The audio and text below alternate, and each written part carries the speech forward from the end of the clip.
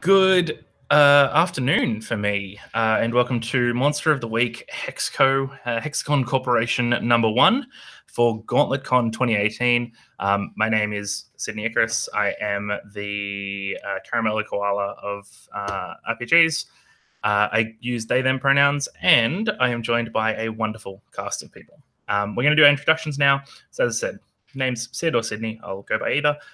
They, them, and I'm super excited about. I am running Monster of the Week Hexco because I love the like actiony 90s Buffy stuff mixed with this like Parks and Rec office kind of banal thing.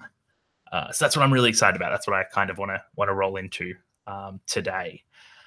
Ryan, would you like to step on next? Hi, I'm Ryan, obviously. I use he, him pronouns, and I remain the ascended chatbot of the RPG community. I was interested in this game because the you've got monstrous stuff going on, but that's the least of your problems because also you have a job to hold down, which is awful and soul crushing, but you have to go to work every day, is sort of the juxtaposition of things I love in media, which I shouldn't because that's too real, but I do anyway. And I guess I'll pass to Rudy because I recognize your name from the miscellany, so yay! Cool, thank you. My name is Rudy, he, him, and it's kind of weird. This is my first day of Gauntlet gaming. It's been awesome, and so I'm sure this will be awesome too. But I've had a couple of amazing games. But I watched some of your guys's Hex Corp game. It sounded so because I was running Monster of the Week right around that time, so I was like, oh, let me watch people play Monster of the Week, and it was really good. I don't think I finished it, but I watched like 3 hours or like a long time of it. It was awesome. So I'm super excited. I live that life of not monster hunting, but the terrible office community stuff. So I'm excited to sort of bring my firsthand knowledge to the game. And I'll throw it to Marco. Hi, I'm Marco. I use he, him, and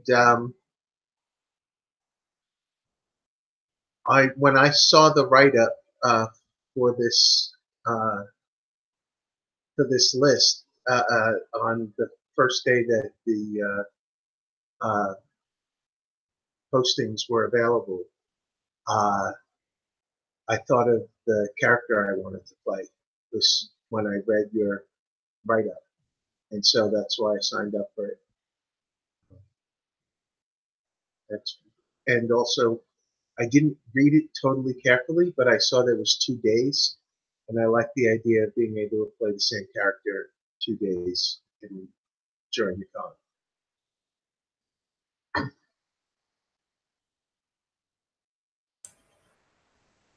And I'm Simon, he, him. What was this? Okay, I've never played Monster of the Week yet, but I've listened to podcasts and really like the game from what I can hear. I've actually watched the first game of Xcode that you did on Gauntlet. So I was really stoked to try it out.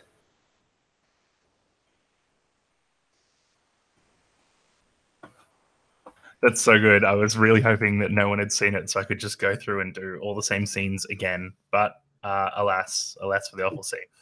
Okay, so we're going to begin with Cats. Cats is just... Oh, wait, actually, quick question before we go any further.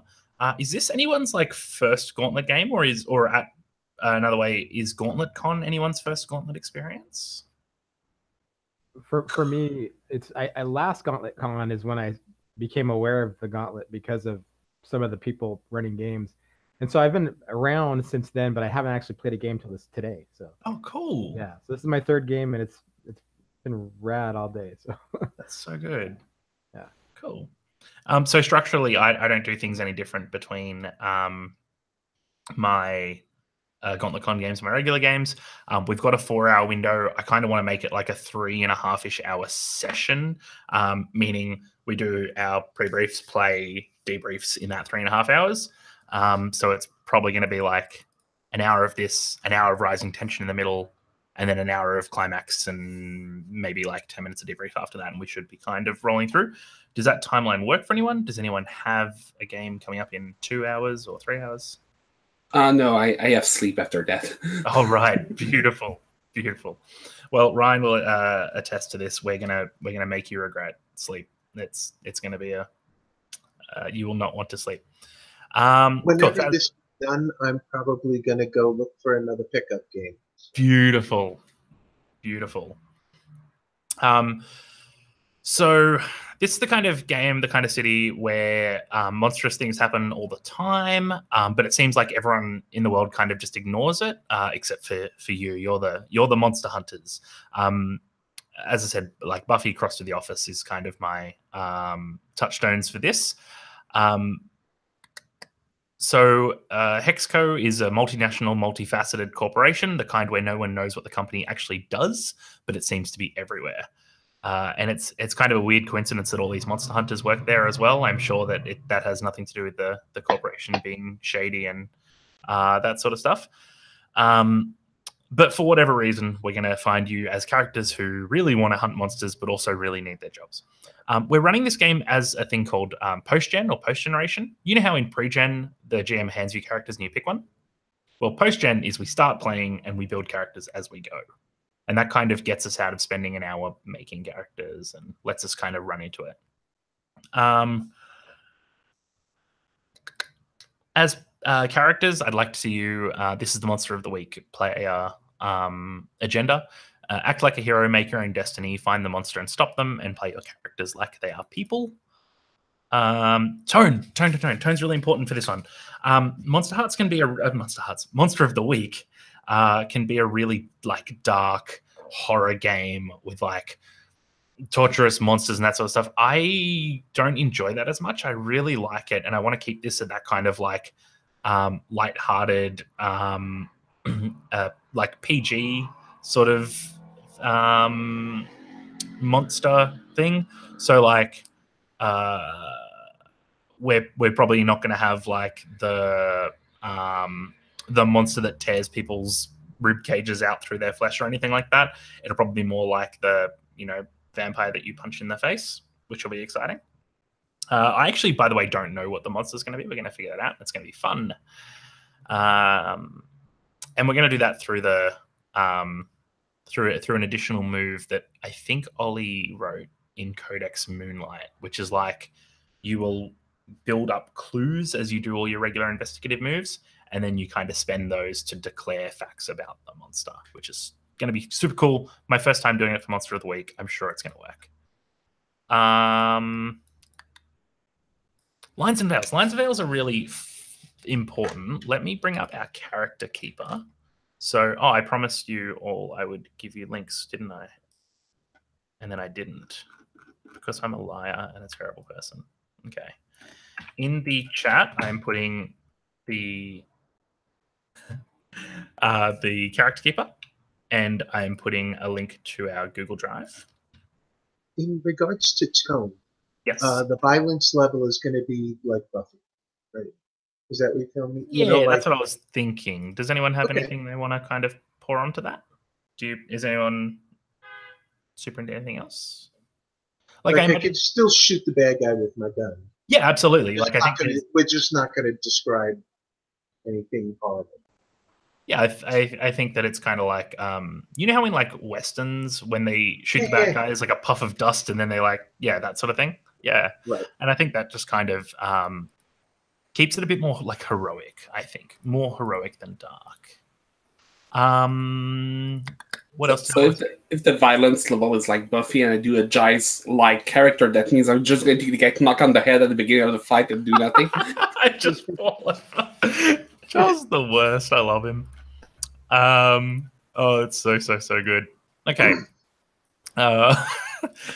Subject matter as well. So let's talk about Gauntlet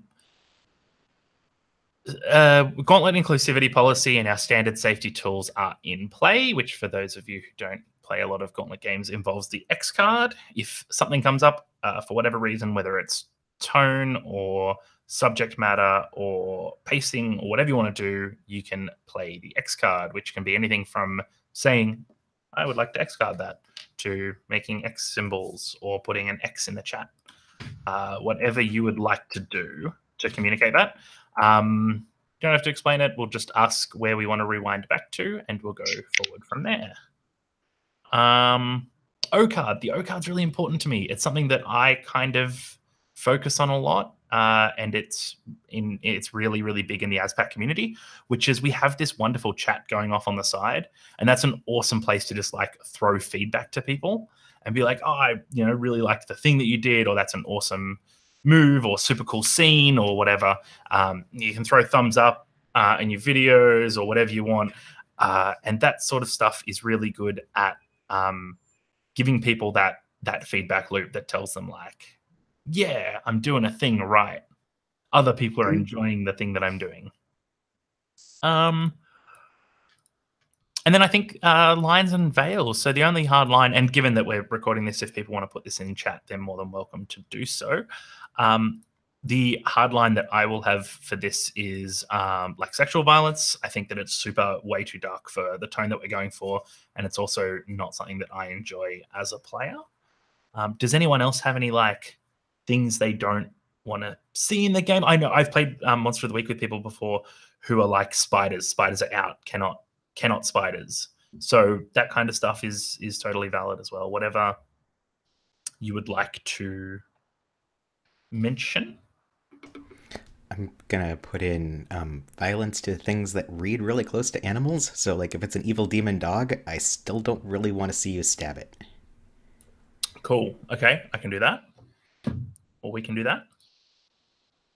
I need to open this character keeper. I don't have a place on the character keeper for lines and veils. Wow. I need to fix that another time. Okay. Anything else?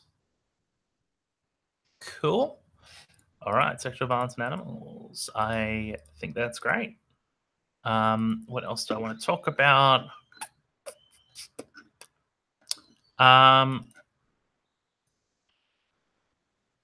Yeah, no, I think that's probably it. The question that I always ask at the end of this, and there's no shame in the answer being no, I won't take it personally. Is everyone still happy to continue? Does this sound like the kind of game that you would like to play? Cool. There's a lot of stuff going on in this con. If you're thinking like, oh, I don't know, I really wanted something heavier, like, that I won't hold it against anyone. Cool. All right. We're looking at, it's 20 past the hour now. I reckon we got a good, we'll run into our intro. We'll learn something about our characters, and then we will take our first break before the hour, which will be wonderful. And then I can get a coffee because I am just so tired. Let's begin. Oh, sorry, go ahead. There's when I was looking at the character sheet, it said name, character name, pronoun, and then picture. So drag and drop a photo in that spot? Or? Yep, if you want to. I love visual reference myself. To have something. So. The way that's always good is like, yeah, if this were a TV show, who would be playing your character kind of thing is always a good one. Yeah, I love a good drag and drop picture.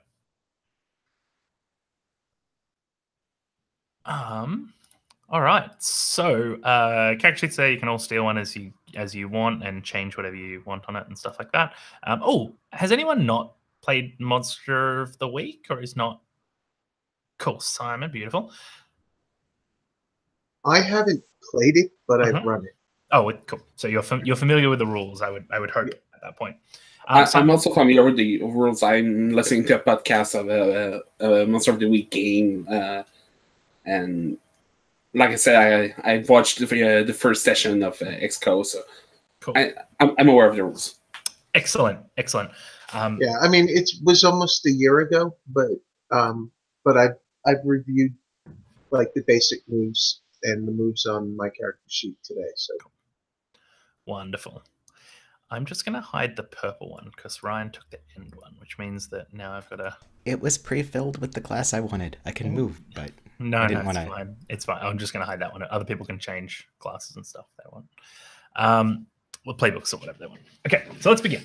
We're going to begin with this is like episode 22 of a season of these characters. It's toward the end. They've been fighting some lesser monsters and things, but we're getting towards like the end with the big bad guy, so we can have some like flashbacks to other moments in the series as we go.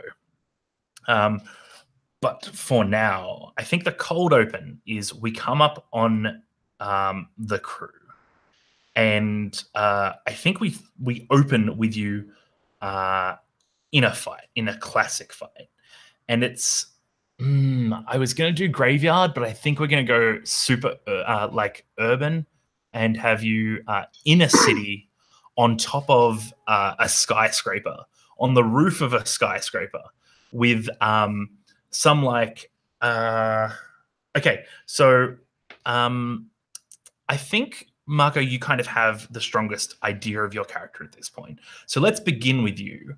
Okay. Can you tell us this giant beast that has pinned Marco down? Not Marco. That has pinned your character down. Sorry, mate. That has pinned your character down. Can you tell us what we see of it and your character underneath it, and describe to us, like, really include the danger of this monster above you?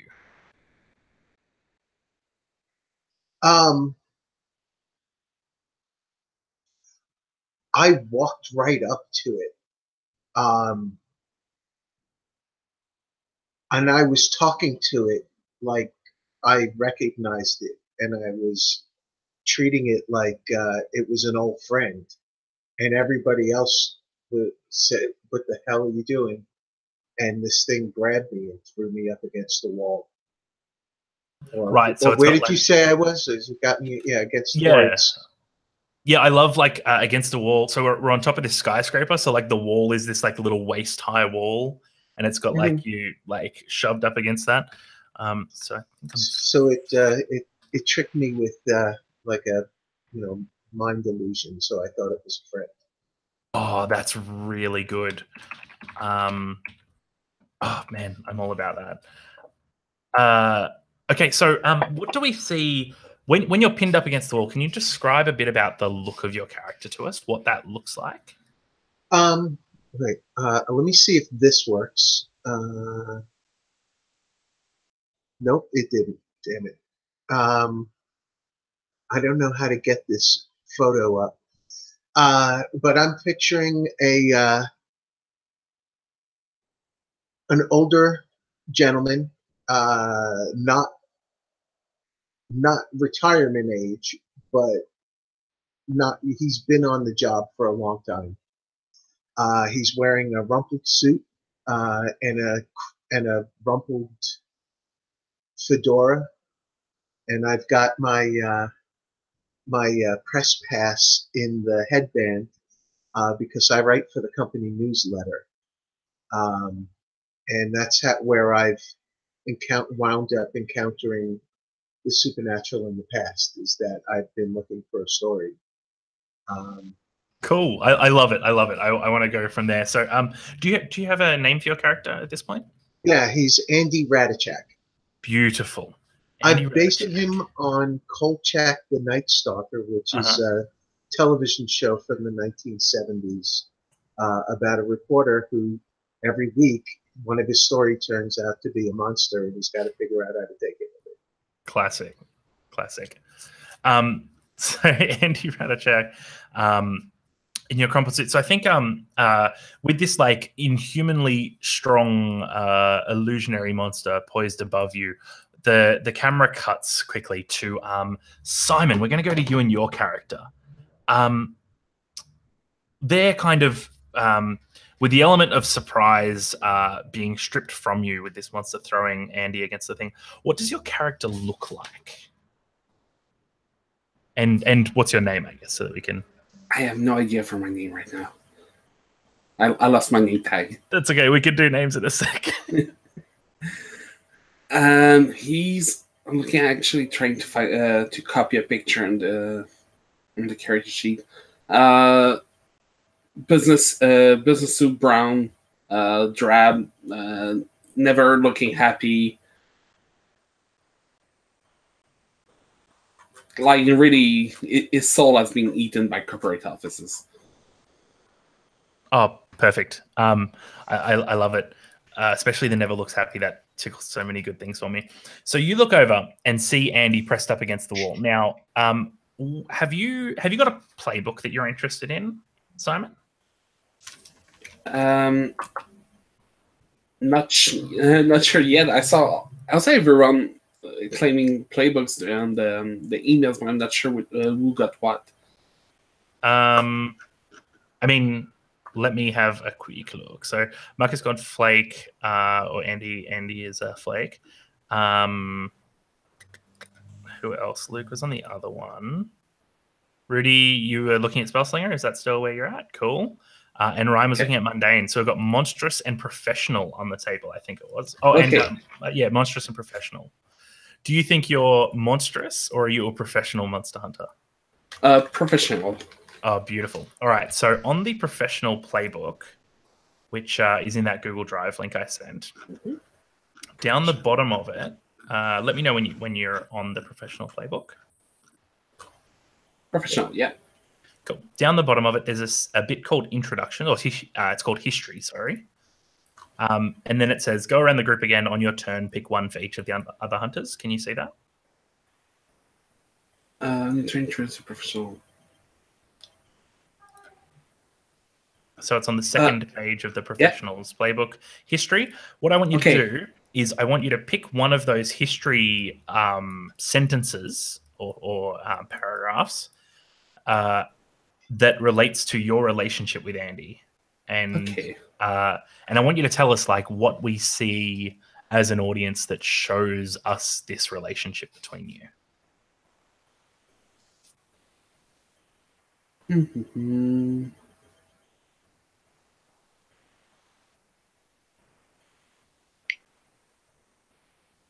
And I guess why having Andy pushed up against a wall like this is reminding you of this moment between you, or this connection between you.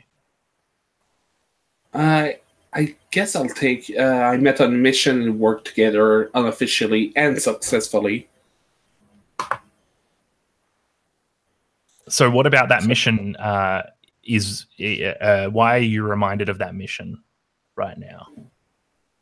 I think maybe I met him the first time because he was in the clutch of a monster, a little bit like right now. So it's like a deja vu.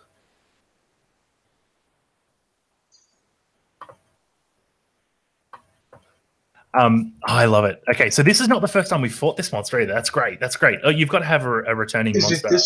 Is it this monster, or is it just that I always wind up? It's probably a bit of both, right? Yeah, it's so good. So, Simon, let's see your character, your unnamed character, in action. What do you do?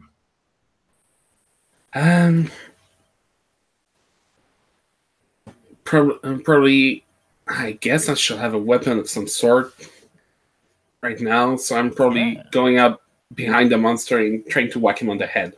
So you've got a list of weapons under your gear as the professional. You've got some serious weapons and some normal weapons and that sort of stuff. But if you're going for a head whack, you're more than welcome to have whatever you need to do that. Can I maybe try to distract the monster? Absolutely. So that it's easier for him. So we'll catch Simon's roll first, and if need be, we can move into the help hinder thing. Okay. Well, I'll still have a assault rifle, still going to whack him on the head with it. I love it. So on the reference sheet there, we have a move which is called Kick Some Ass. When you get into a fight and you kick some ass, roll plus tough. Now you need to make a decision on how much tough you have. On your playbook, there's like a list of how many of your stat blocks that you can choose, if that makes sense. Yeah, I'm looking. So it'll say professional. Your options, it's on the second page on the left-hand side. Second page. You can be so you can be tough +2, +1, -1, 0, -1. Cool. So you've got the whole range for tough. So see how it says pick one line? And I always have to be cool. You don't want it to be cool. I think you're cool. Okay, I'll go with the tough +1. Okay, beautiful. So you're going to be charm -1, cool +2, sharp +1, tough +1. Cool. So we'll transcribe that onto your character sheet in a sec whenever we get some time. But first, tough +1. You're going to need to roll some dice. So we have a roll for your party link here, or if you've got dice in front of you, what you want to use. But you can click that one in the chat. I'll go to the brightly gentle peacock. Brightly gentle peacock. I love those names. Mm-hmm. And 10, so 11. Oh, nice. Now, So Marco, if I help, that could give him the advanced 12 kind or of better, right? Or is that that only- only if you're over 5th level? That's right. Yeah, you need to sort of purchase that with advancements first. Okay, so there's no reason to help. No, I think that's the best result we're going to get, which is a pretty great first roll for the game. On a 10+ for kick some ass, you and whatever you're fighting inflict harm on each other. The amount of harm is established based on the established danger of the game. Usually means you inflict the harm rating of your weapon. On a 10+, you gain 1 extra effect. Can you see that list on the moves there? Yeah. Cool. I can gain advantage. So, yep, you can do. And I think that in terms of harm, right? I think you're gonna. I'm getting this vision of the monster. So it can use this like illusionary magic to look like whatever it sort of wants to. But the image I'm getting of it at the moment is like a big like gargoyle with like big, strong, muscly arms holding Andy against the wall and like these giant wings that sort of fold out. And so your normal weapons, what did you say you were bashing over the head with? The butt of an assault rifle. Okay, cool. So I reckon you're probably doing a little bit less harm than you would by shooting. So let's go for a 2 harm against this thing. And you can make your choice. I will give a +1 forward to another hunter. It's like I really took it by surprise. Yeah. Maybe thought it was alone. And when you hit it with the rifle, and you do that 2 harm to it, it shakes it a little bit because you're hitting it in the back of the head, and it shakes a little bit. And the illusion of that like big gothic gargoyle drops.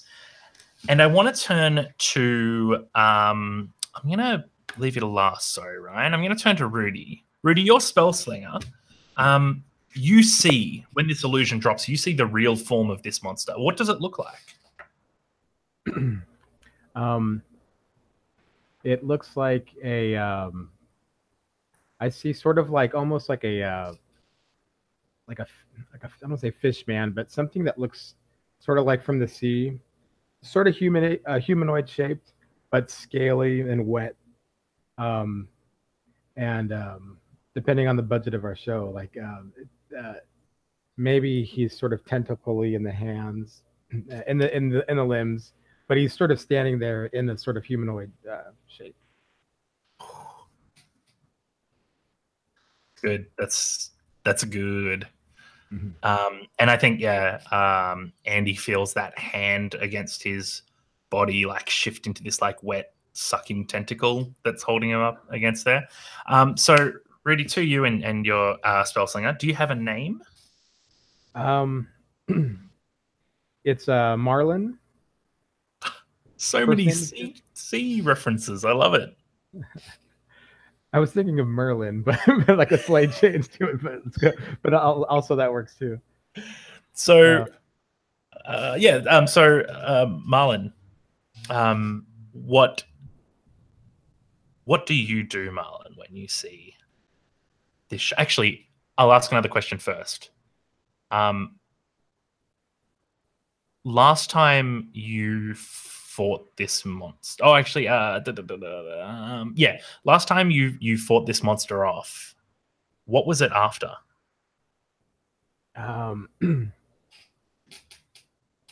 As far as we figured out, it was after. Maybe it was this after a particular, in quotes, skin. Basically, maybe it needs to do something to learn new forms, and it was going for a pretty unique, like, powerful, somebody with some clout, like, oh, this is a famous person or something like that. So, oh, that's so good. Yeah. So good. You guys are amazing at what you do. And so what do you do? I start to panic because I don't know. I knew we were doing something. I didn't know this is what we were doing.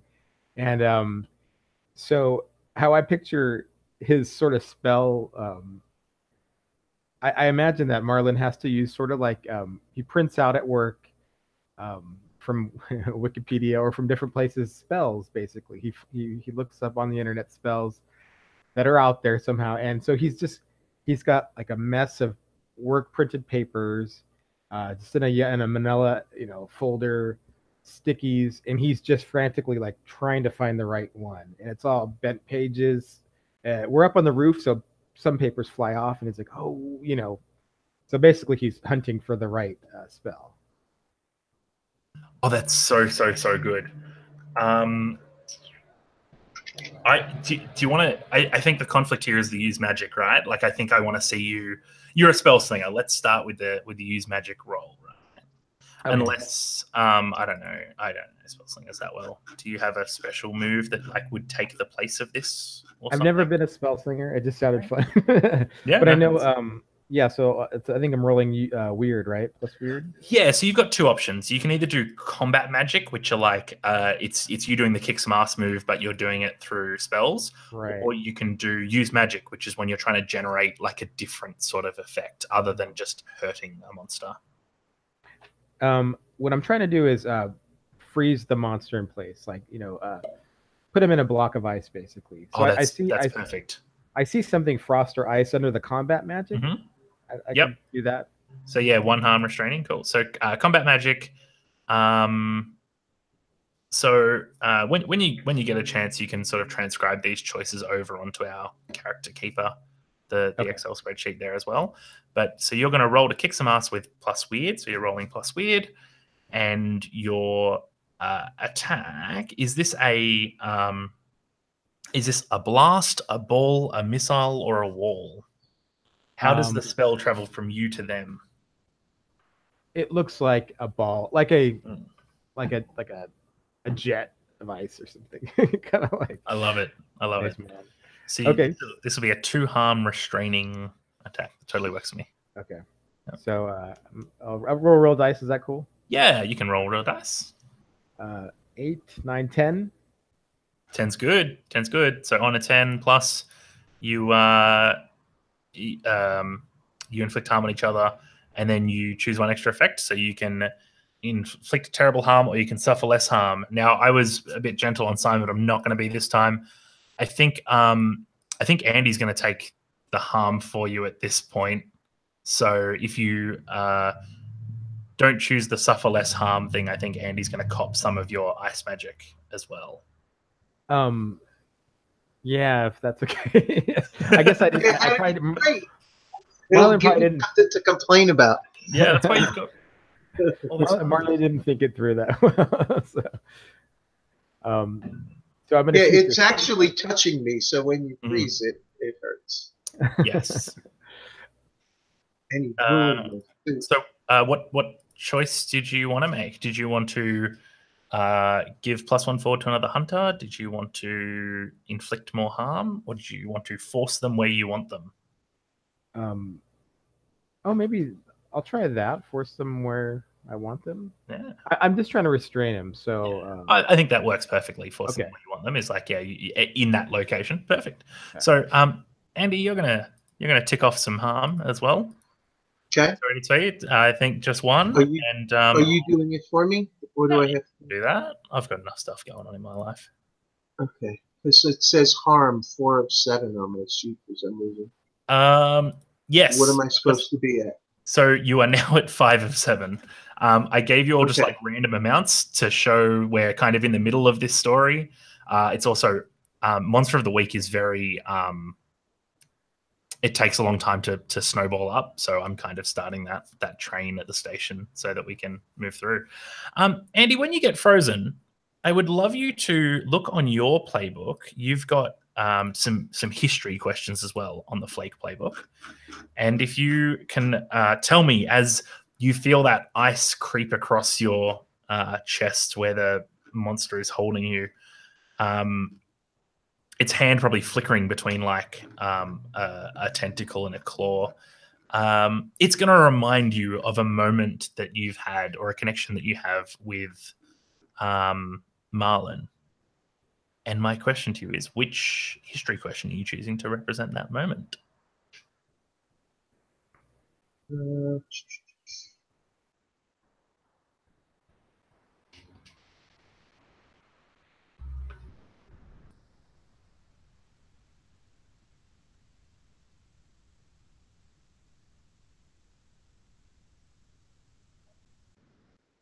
I'm sorry.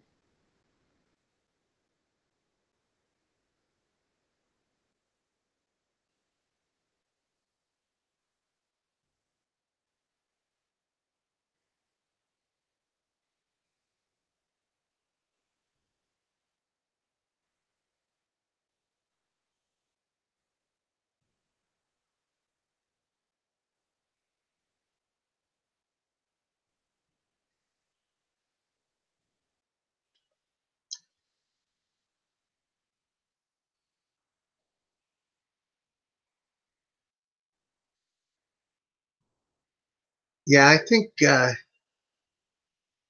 he's tied into all of this somehow. All that weird stuff that he does. He That's as supernatural as it gets. So he's tied into this. So I guess the question is, what is this? Like, what is the Well, I think I should find out how well I was able to connect the dots on this mystery. yeah, is this a move you've got? Yeah, Go. it's actually the move I'm supposed to do at the start of a mystery. Yep, I was gonna do that one after thing, but I'm more than happy to do it now for sure. Absolutely. Do you want to roll connect the dots for us? So connect the dots for everyone at the beginning of each mystery. If you look for the wider patterns, roll plus So sharp. I got a 7. So on a 7 to 9, you hold 1. Spend your hold during the mystery to ask any of the following questions. So do you want to ask me one of these questions about Marlin at this point? Because we'll get you to roll it again at the start of the mystery proper, which will be after the break. But I love the idea of using one of these questions for Marlin.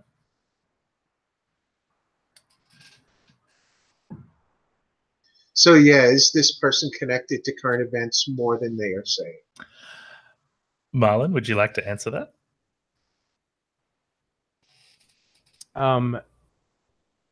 Absolutely, yes. You are connected to the recent upswell of monsters, this building calamity, more than you've told the group.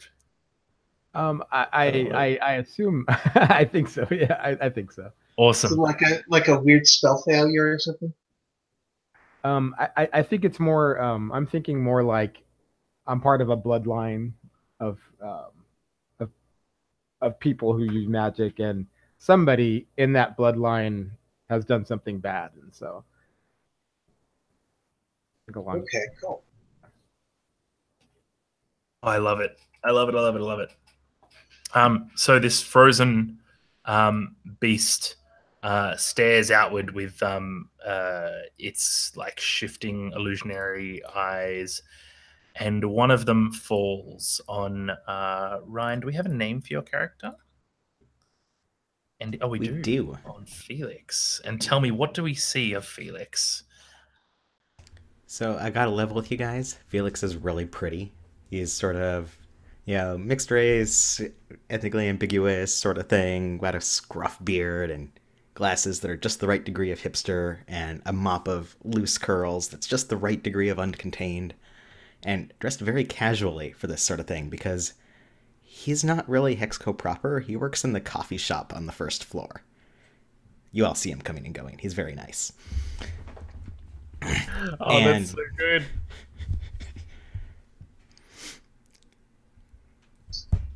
And as people are getting iceballed and stuff, he's probably looking a bit worried because he's here. He's going to support the team. But oh man, this is really above his pay grade. He's not even properly on payroll. Are you still wearing your little like half apron that coffee shop people wear? Obviously.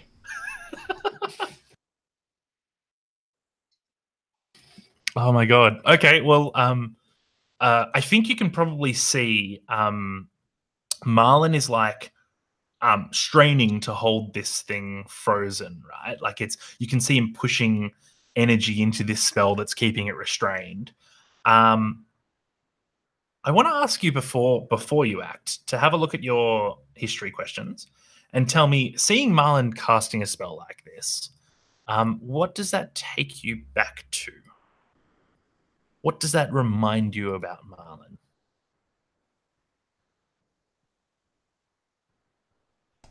Well, if it's okay with Marlon, I'm pretty sure that he's my hero, exactly the kind of monster hunter I aspire to be.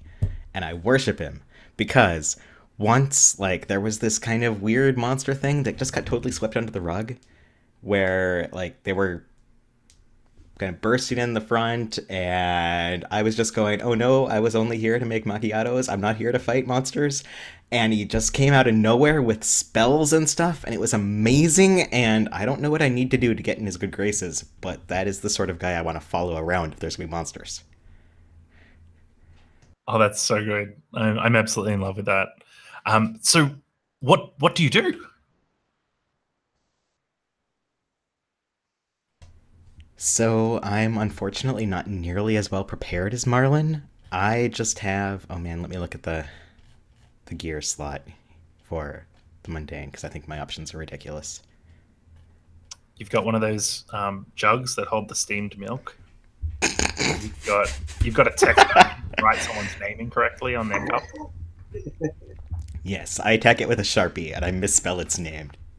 It hurts itself in its confusion. Now, I probably have useful knife / multi-tool, and it's like a box cutter or something I use for opening shipments, because we got those like crates of milk and stuff that come in. Yep. All right. And it's not very useful, and it's not very big, but I am gonna box cut a monster if I gotta.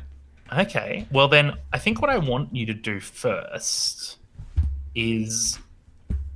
So I don't think anything that we've said has led us to believe that this monster is box cutter weak. But remember, this is player-driven monster of the week, which means we get to do whatever we want. Do you want to roll an investigate a mystery roll for us? Take us back to show us what the weaknesses are for this monster. Actually, I would love to. I have a better idea. You should roll the clue move. You should roll the new move. And yes! then so we're going to give you some clues. So let's say that you've built up some clues. We'll give you, say, 2, and then you can roll +2. How does that sound? Sure. So I'm just rolling 2d6 and then adding 2. Clues. So when you come up with a solution to the mystery based on the clues that you found, roll plus the number of clues that you found minus the mystery's complexity. I don't really care for complexity at this point, and we're making up these numbers anyway. So this is for you to determine a weakness for the monster. You roll the number of clues that you found minus the complexity of that thing. So I got a level with you. I rolled a 4. If we add 2, beautiful. That's still a failure. Beautiful. All right, let me find Codex Moonlight, which I have on here somewhere, and I forgot to keep up. I'm pretty sure it says you... Oh, man. Moonlight. Oh, it's on my laptop. That's fine. I'll find it in our FX break. It does say something like you... the answer that you have is wrong, and the GM will throw you a twist. And so what I want to ask is your answer. Where is this monster most weak?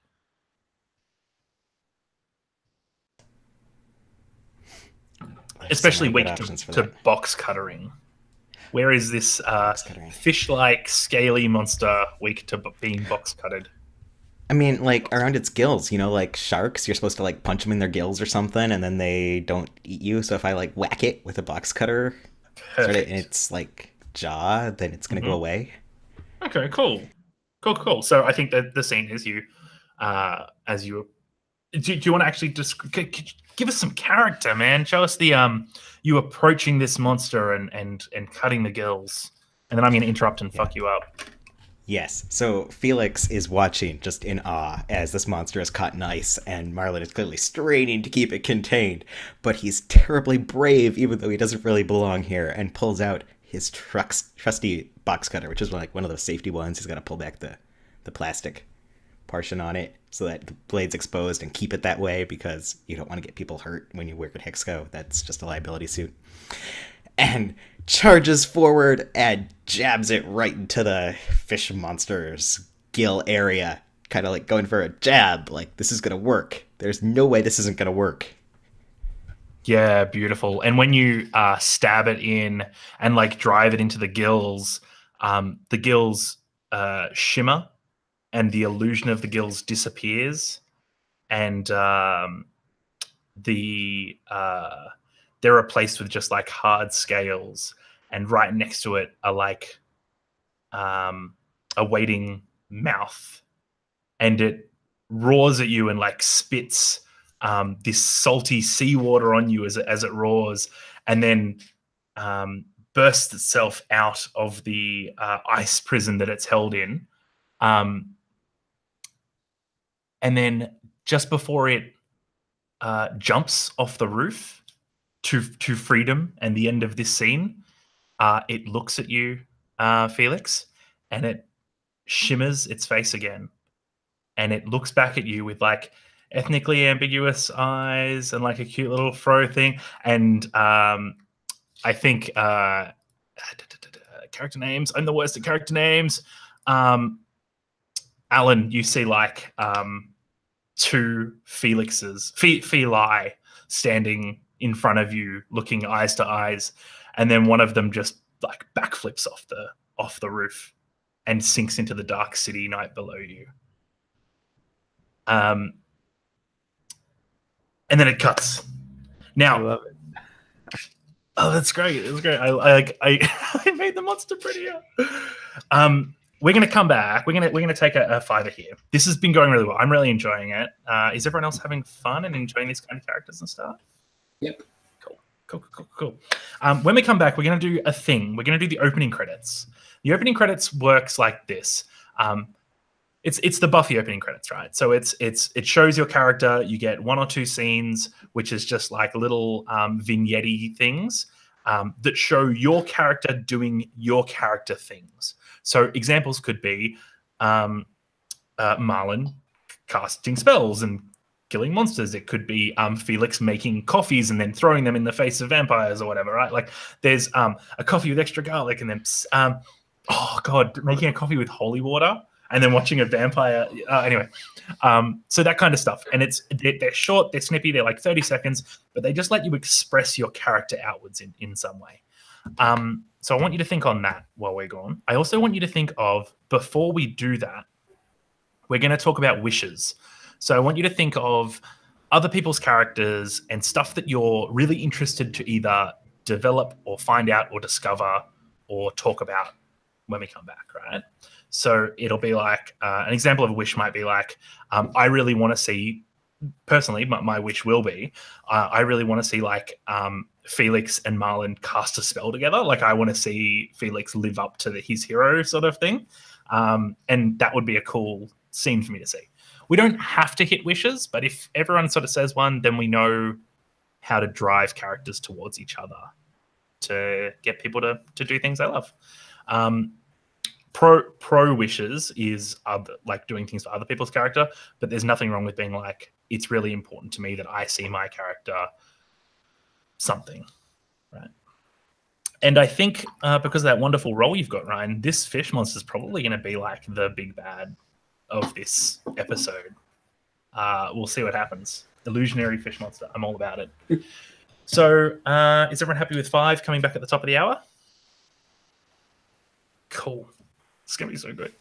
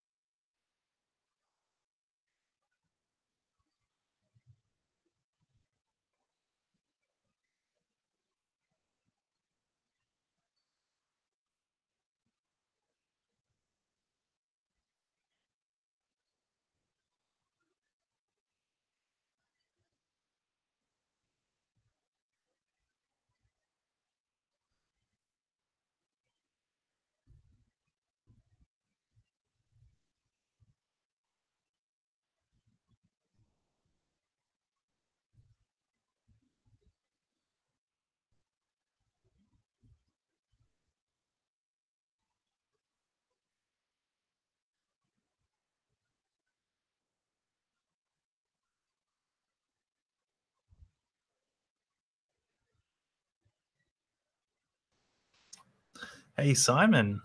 Are you enjoying yourself? Yep. One That's thing I good. remember from watching the first XCO game session, and now this first hour, it's really awesome how you really nail the principle. Being a fan of the player, it's so cool to see you like be really happy about whatever we do, and it's really really awesome. Thank you. It's totally selfish. Like the more work the players do, the like less work I have to do. So having players just tell me what they think is cool is so much fun. And like it means I don't have to prep and I don't have to have a mystery I'm worried about. I can just be like, what's interesting to you? Illusionary fish monster? I'm all about it. Let's do it. And it's also great because we just in the Gauntlet especially, we have just such a high standard of like really interesting creative play. So it's really good. But I'm really excited for Alan. Actually, the biggest thing that I was thinking about this before, I think I only got to do one really good connection between Alan and another thing, and I really want to build that up. And so I think that's something I'm going to lean into for the first couple of scenes, is trying to get you some more cool connections. I wish I could figure out how to change the picture on this on Google Hangouts so I could get my character picture to show up. Are you able to screen share? I don't know. I mean, so if there's an option there, I don't know what it means. Yeah, if you click screen share and then use application window, you should be able to pick an application, like if you're running it through Chrome or whatever, to find that. Oh, my kettle just popped. I'll be back.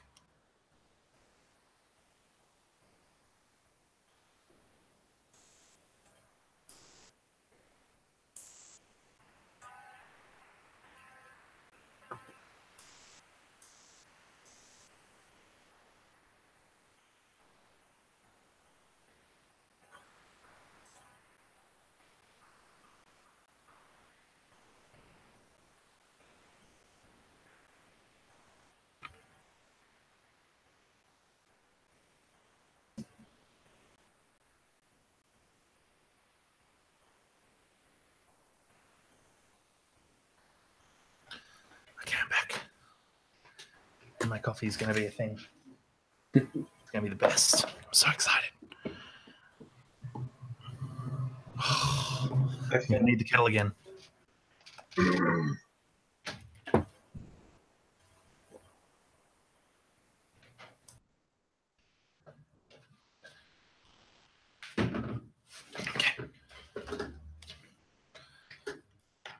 Okay, I'm back again. Okay. 401. 401. Excellent. We have absolutely got it. So, everyone ready to continue? So, is anyone not here? If you're not here, say something. Maybe Marco's not here? I'm not sure. I'm about to find out. Good question, though.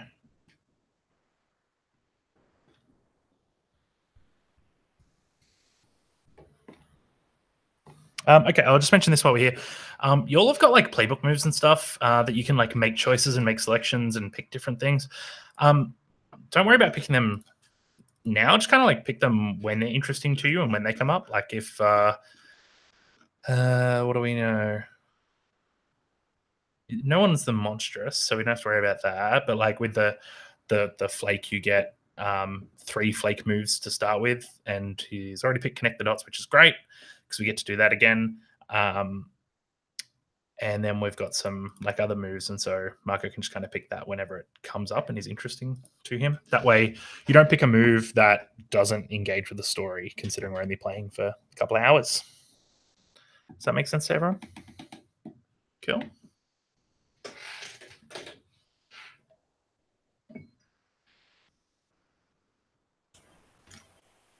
I know there's one move I want to take, and it'll be regardless of wherever it be in play or not. Which one's that? It's the mobility. I have a van. Yes, Monster Hunting Van. I love Monster Hunting Van. Yeah.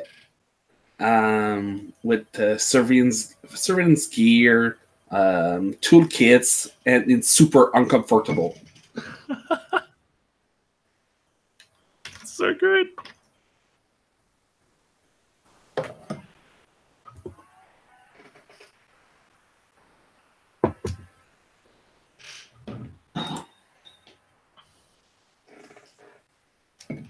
All right, have we got Marco back yet? Marco, you around? Yes, I am. Wonderful. So we're all ready to continue. So, introduction, opening credits. Here we go. I think the shot begins with like an overview of this city, and we see this like hexagonal building, and the camera kind of sweeps along it, and it's this perfectly hexagonal building with a big sign on the front that is just a black sign with a white hexagon on it, and that's all its branding is. And then that shot like cuts away, and it cuts to I don't know. Let's start with Marlon. So it cuts to Marlon, and this is where it would come up and be like Marlon as the spell slinger sort of thing. And what's the scene or two that we see of Marlon? I think a fun one would be Marlon frantically typing at a computer in an office, and the focus is on him, and in the background, out of focus, is the rest of the team fighting something, and sort of like, you'll see Andy fly by, getting knocked back, and I'm trying to print out some spells or whatever, and then I finally find the right spell, and I hit print, and then I realize that the printer is behind the monster's right in front of the printer, and and as the team is flying around, well, that'll be one.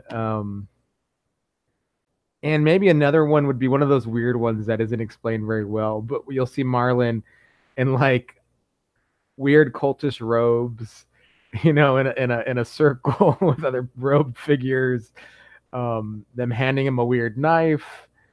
I don't know, and that could either go the way of like, and then we whip off our hoods and we're here. We are. Maybe it's something like that. Yeah. And then the team is there incognito, and we engage with some fisticuffs with some cultists and stuff like that. That's it. Excellent. Do you want to throw to someone else now? Yeah, let's go to the barista.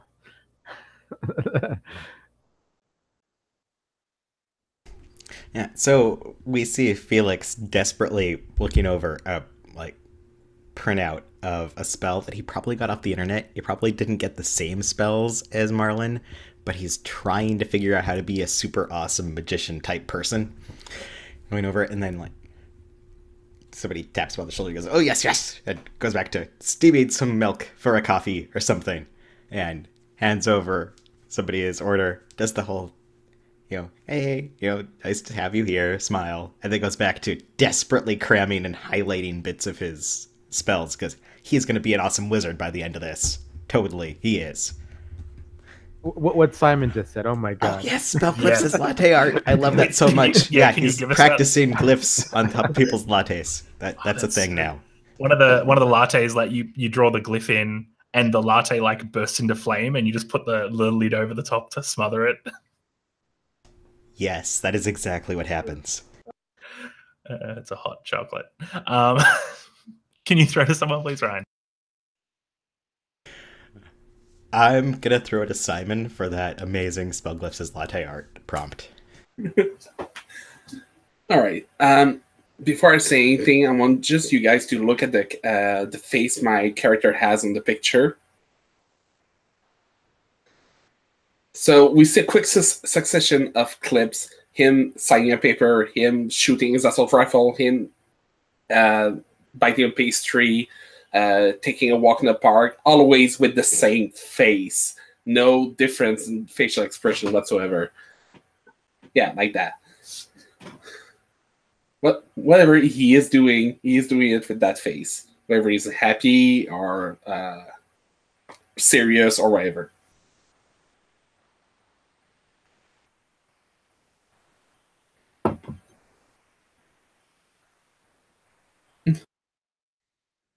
Oh shit, I'm sorry. I have absolutely lost it. Oh god. Marco, do you want to step in next? So you see me typing at an old-fashioned typewriter that has been rigged up to attach to a company PC, so that I can have that, old tactile feel of an old school typewriter.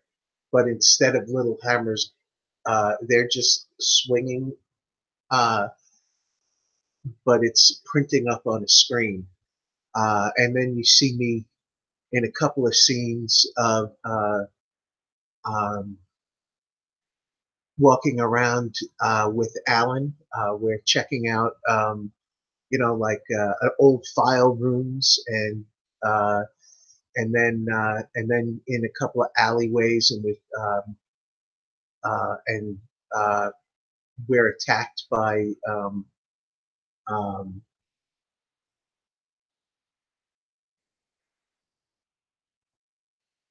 large hulking creatures that are just start beating the snot out of me until Alan runs over. And as he's beating them up, I come out with, two throwing weapons that we've improvised that have hypodermic kind of things on them. And then Alan and I throw them into the monsters, and then Alan punches them in. So it was kind of a joint operation where he's the tough guy, I give the help. Oh, that's really good. It's really good. And then I think it pulls us back out to the shot of the top of that hexagon building. It flies back up the side of the building, moves to a bird's eye shot, zooms out, and we see that there are 6 of these buildings around the city.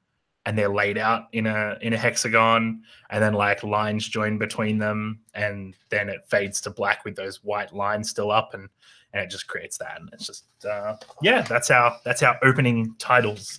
And holy shit, do I want to watch this show all day, every day. So I have a question. I don't know if this is something we have to find out from play, but is this an arcology completely owned and operated by our corporation, or is it a city that has multiple corporations that are all struggling with each other for control? Oh, that's a really interesting question. I think it's got like a city with multiple corporations, right? Like I think that the vibe I'm getting is basically this is every city. Like this could be I'm in Melbourne in Australia, but this could be New York City, or it could be where else have I been? Raleigh, North Carolina, I guess. It probably couldn't be Alaska because there are people there. Hey Ryan. Right. But yeah, it's Alaska's fake. Well, I don't know what you're talking about. It could also be, that global warming has gotten so bad that it's one of the only places that's habitable. Yeah, I think I love the idea of this kind of like being every city, and this is just kind of a thing that is like the monsters are the weird thing, right? This could be your city right now, and you wouldn't know it because the monsters are all hidden and they're being fought by monster hunters, which is awesome. So game structure. So are monsters like everybody knows about them, or is it something we're trying to crush so that the company doesn't get bad press? I don't know why you're trying to crush them. It certainly could be like out of protection of your multinational corporation if you want. But I think nobody knows about monsters, right? And it's the kind of thing where if you were to ask for help from other people, they would think you were crazy people. But at the same time, like you know things about your about your company enough that you can, you think they're probably in on it, but it's not like it's just kind of a thing of like it's too much of a coincidence that you're all working at the same company, or it's too much of a coincidence that a lot of the monsters just happen to be on company property or something like that. Okay, so I want to talk about wishes because that is a really important thing to me. I've already said mine, which I'd like to see a scene of joint magic between our two magic-y peeps. I guess we can go in reverse order of what we just did. So, Marco, do you want to? What would you like to see in this game?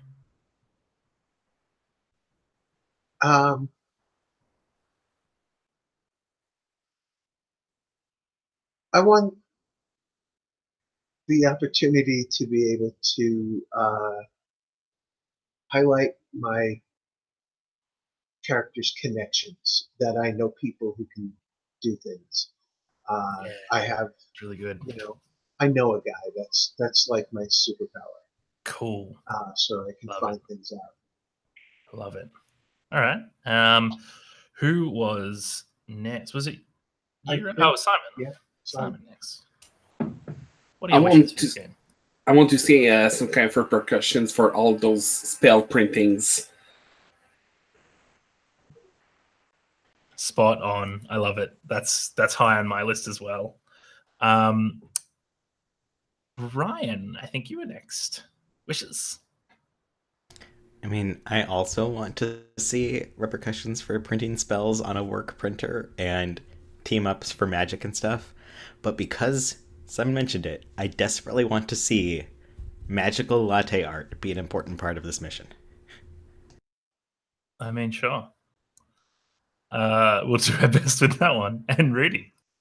I want to see, and I'll say like maybe the character Alan.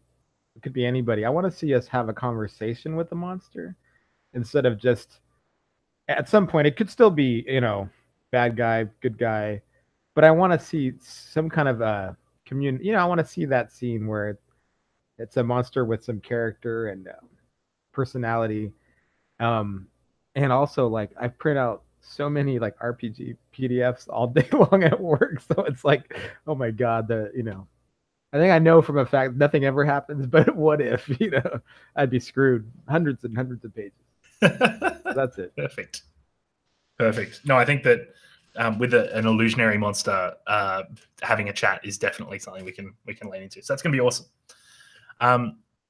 So game structure, as I said, we're going to be playing Standard Monster of the Week, where you are going to try and figure out.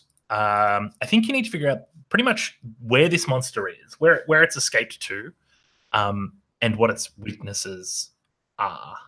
I think are probably the two, like how to stop it from being resistant to a box cutter to the gills, basically. I think we're gonna do that through the way that Monster of the Week works. Is you've got investigation moves and stuff like that come up, and then we're gonna assign clues to you as well. And then whenever you want to come up with a solution to the mystery based on the clues that you found, you can roll plus the number of clues that you've got and say, I'm going to look for the location of this thing, and it's here. It's in a truck somewhere. I don't know. We can find that out based on the clues that we find, which will be really exciting. I'm very excited. To begin with, though, I think our camera comes up, the scene comes up with Rudy at their desk. Now, Rudy, what department? In which department do you work? For Marlin? Yeah. Sorry, Marlin, you're right. No, it's okay. So Marlin works in productivity management. So it's basically tracking the productivity of another unit within the company. But Marlin doesn't really understand what they do. And people probably don't understand what my department does. But I basically get in reports, run the numbers. Oh, they're working at 87%. I don't know what they're doing. Yeah. So it's just office work like that. Tracking productivity. All right, gorgeous. So Excel. Excel. Who is who's your boss that's like the enforcer of the division? Who's the person that then takes that productivity report and goes over to the other location and like slams it down the desk? Sandy.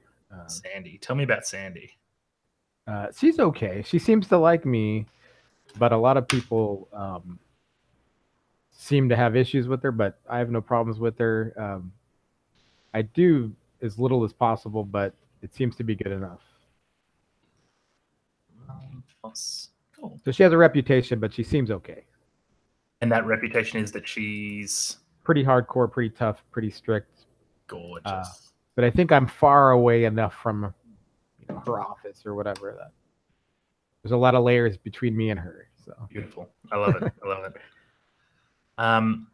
Okay, give me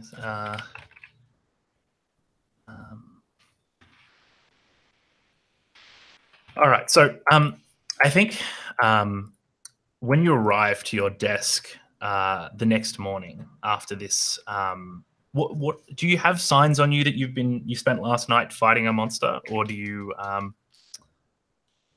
turn up looking pristine? No, never pristine, but not this sort of a sloppy, a little bit sloppy, but not. I don't think anybody would think, oh, this man just fought a monster. But okay. I'm not bruised up or anything. I don't think. Maybe Andy would be a little bruised up. He actually got in there, but yeah. So I look tired. I look sloppy, but that's normal. There's a new stain on my suit. Right. Yeah. All right, beautiful. So I think when you get in, there's like a post-it note attached to your computer that's just like, you need to be in Sandy's office probably at like 9:01. Are you the kind of person that arrives 5 minutes early to work, or the kind of person that arrives 5 minutes late? He probably gets there pretty early so he can print stuff out. I'm using myself as a Perfect. model, so Perfect. I might get in a little early for that. Okay, cool. So I think all right, beautiful. So you've got this 9:01 meeting for Sandy. You're not going to be late. That's a great thing. I think I just want to have the quick shot of you like walking into her office, and she's got a big smile on her face, and she's probably one of those people who has like a jar of like mints or candy or something like that on her desk. But because she has this reputation for being hard, no one's actually taken one. So they've all just kind of melted and fused together. And it's like a block in this jar. Gross. And she says like, oh, like Marlon, please, thank you. Come in, take a seat. Okay, good morning, Sandy. And I want to, oh, sorry. No. I was looking at the candies, but he doesn't reach. He considered it for a second, but You're more than welcome to. Probably even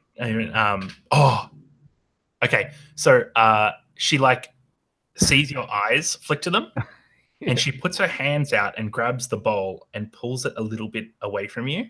And she says, no, Marlon, we need to talk.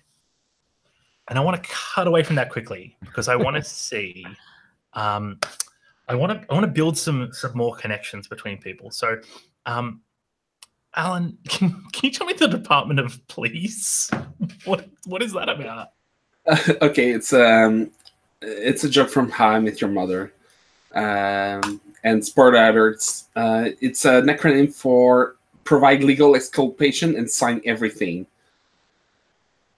Basically, just signing documents so that the company is not more deniable for the thing they do. Excellent. You're the scapegoat. Yeah, exactly. That's such a perfect Texco thing. I love it. I think I want to sort of see a scene with yourself and Felix into it. So I guess the question is Alan the kind of person that like gets a coffee in the morning before work on the way out? So I think what I'm interested in is we come up on this this scene at the coffee place. Alan, as you get your coffee from Felix, there's a look exchanged between the two of you. Do you acknowledge the relationship that you have outside of work time? I think so. Okay, cool. Yeah. Well then, oh, sorry. Yeah. Yes.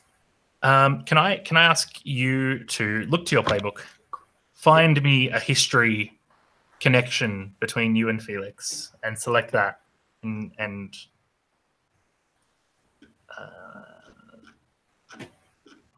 build some character between you. Mm-hmm. Oh, that could be very awesome. You, the option I'm choosing is you are related. Tell them how close. I think you might be like the well, not closely related, but maybe like the kid of my in-law, my sister-in-law, or something like that. That makes you like Uncle Alan, is that right? Something like that. Yeah. My yeah, your mother is married to my brother. I am down for that, especially because one of mine is your close relations. So that All right, hooks brilliant. right back in. I love it. Go back and forth on that one. That's good. That's a really, really good thing. Actually, Ryan, can I ask you to pick one for Alan that isn't your close relation? How dare you make my job harder? I do. I want to see this from a different angle. Fine then. I saved his life from a monster due to an unlikely chain of events. And I have to tell you what they are now. And oh my goodness, I started talking before I had a clear idea of what that was. So let me talk a bit more and stall. So Alan clearly knows what he's doing. He's a professional. He's super awesome at monster hunting and always has the exact same frown. but there was a monster once that was especially weak to Caffeine. caffeine. Yeah, sure. And I showed up and was like, "Oh no, Uncle Alan, monster!" and just kind of threw the contents of my steamer cup on it. And it hissed horribly and melted away, like screaming, like, "No, my only weakness!" And it was completely absurd. There's no way I could have known that. Who on earth would think that throwing a latte on a monster would destroy it? But I did. So I'm awesome. Was that the moment that Uncle Alan decided to invite you to his monster hunting club? I think so, but it's got to be an unlikely chain of events, so I'm going to add in that also this was a special order with rice milk, and it was the combination of rice milk and caffeine that was the special weakness of this monster. You're right. Rice milk being good for anything is an unlikely chain of events. It's definitely true. Oh God, I love that. I love that. I love that. So,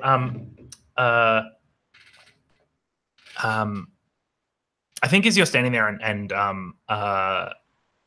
and this kind of look is exchanged between you and we as an audience see this kind of like flashbacky scenes.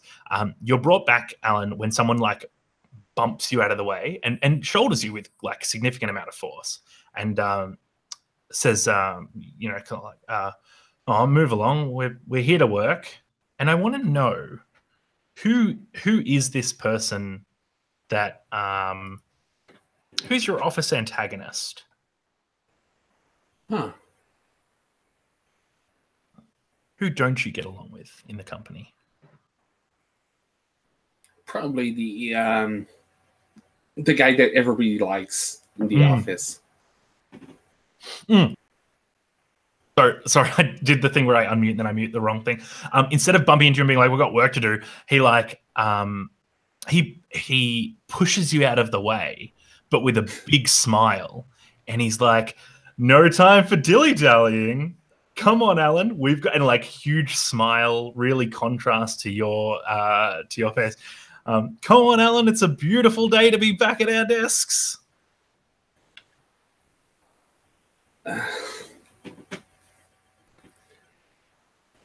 Yeah, sure. Whatever. And he puts his arm around you and like brushes dust off your shoulder and says, "You're looking a mite tired. You're not moonlighting in another company, are you? You're not burning that candle at both ends?" Just leave me alone, please. Please. He probably looks a little bit hurt, and I need a name. Does someone want to throw me a name for this very enjoyable Carl. Carl? Perfect. Carl's like looks a little bit hurt, and he says, I was hoping that you and I could spend some time together. You know, maybe work together on a project. We've got Project 211B coming up. Wouldn't you want to be teammates?" Nah, I know you just want to make fun of me. No, I don't want to be teammates with you. He like smiles, punches you softly on the shoulder. "All right, enjoy your day." And hey, points at like the coffee. "I hope that's skim milk."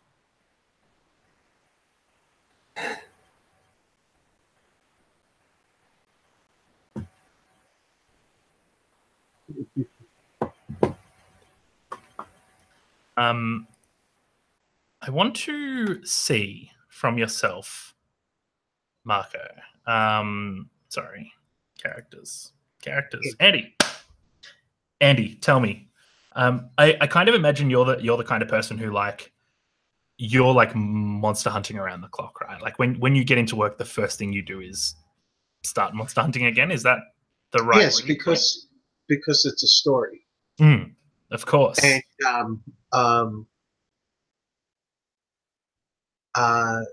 the good thing about walking straight into that trap was that Alan had set that camera up beforehand so that we could get some kind of evidence of it shifting. And there's not a lot of places that you would dare to share that information with, because it's a huge liability and a PR nightmare. But I know people on the net that I can use that to help locate other instances of this creature or creatures like it, and hopefully we can get an idea of what we can do to put it down. So, Yeah, I really so like I'd like to access my net friends. Go for it. And I believe that's rolling plus sharp. What's the name of the conspiracy website that you like have this chat on, the Usenet group or whatever, the forum that you put these pictures up?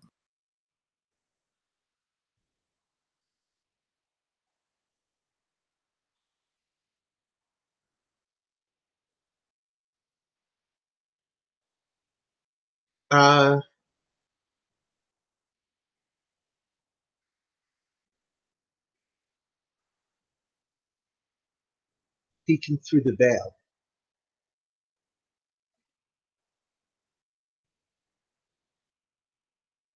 And I'm not hearing anything. Are you talking? Yeah, no, I wasn't. I was muted. Just enjoying myself. If I leave myself unmuted, you hear me just doing things like going, "Oh God, that's so good! Awesome!" It's the worst. Gotcha. And now you just did that on video. That's out there. Yeah. So let's see. Most of these kind of sites are amateurs, people making things up, but these are real serious monster hunters all across different settlements that are still left. And I'm going to see if I can get any hits. Yeah, go for it. While you're rolling that, I'm just going to mention that the website is definitely still on like the old GeoCities pages, like the black background, red text sort of thing with like a GIF of a flaming skull rotating in the corner or something like that. Nice. Looks like it hasn't been updated in 20 years.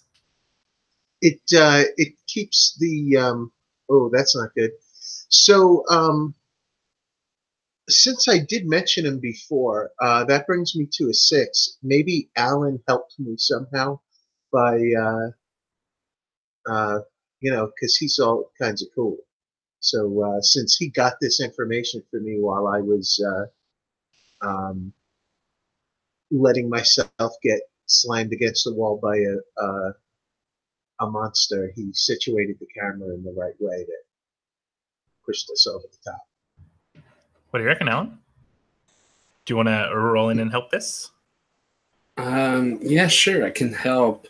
I'm probably writing reports on all my monster huntings. I have a filing cabinet for just that on my desk. So probably I'm going to go around and pass in the files so we can have more information. All right, beautiful. Search. Do you want to roll a help for us? I'm just trying to remember. It's cool. It's roll plus cool. I'm apparently good at that.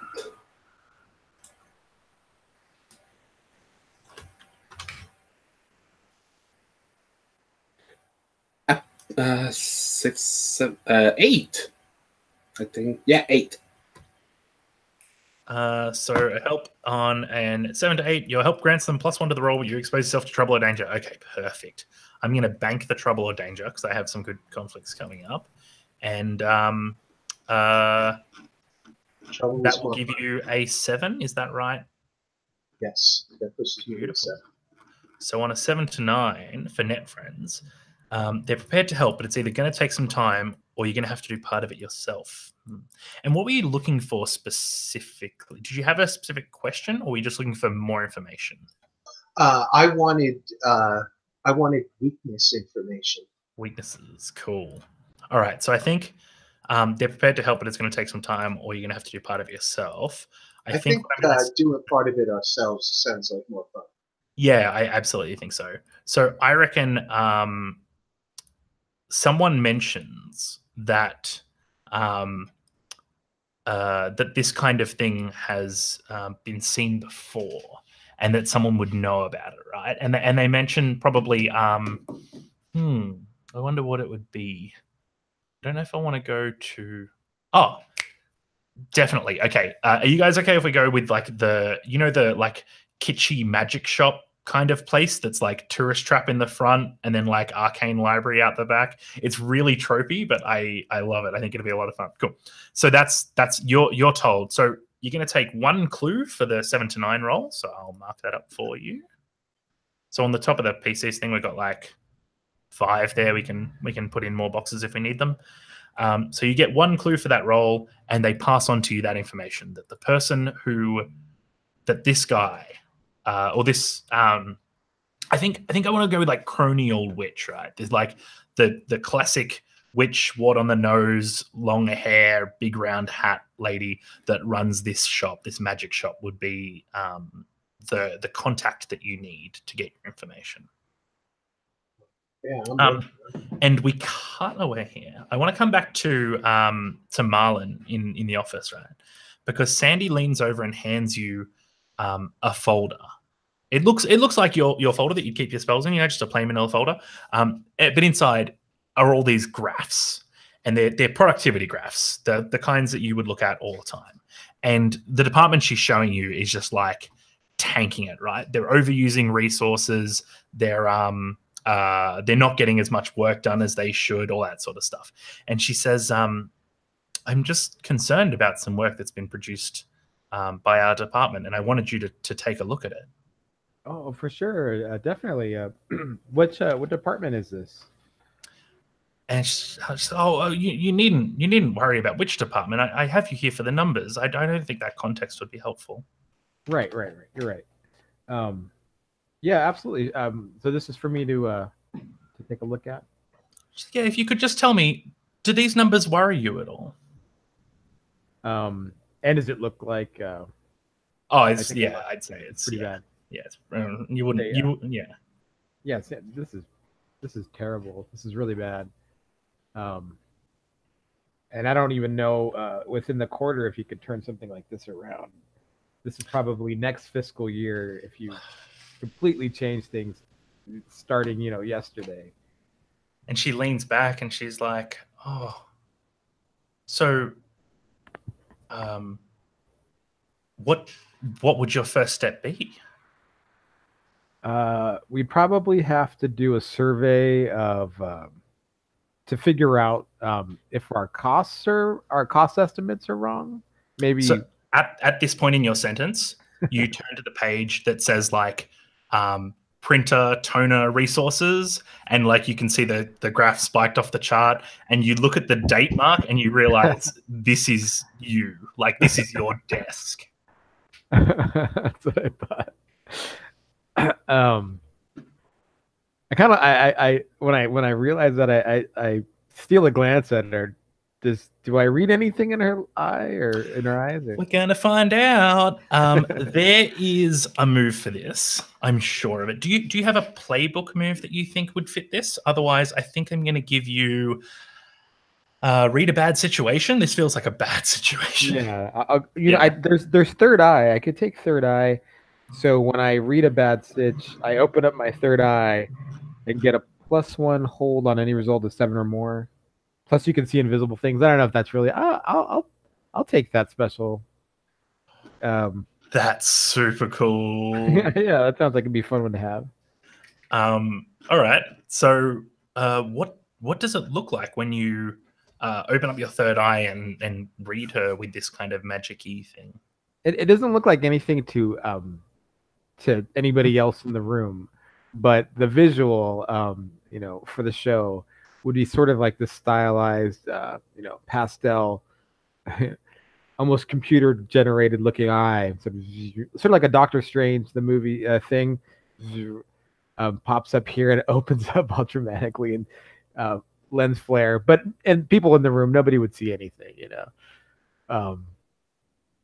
So yeah, so I sort of I sneak a peek. Fucking goddamn! Why did I say anything? So I'll sneak a peek. Should I roll? Yeah, roll. You don't. No. Read a bad stitch. Cool.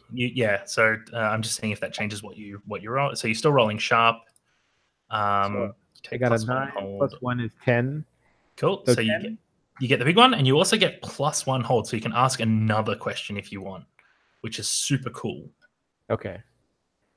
And I think because you're doing this third, I think we can like get pretty deep into these questions as well. If you wanna maybe ask a question that's like not on the list, we can look at that. Okay.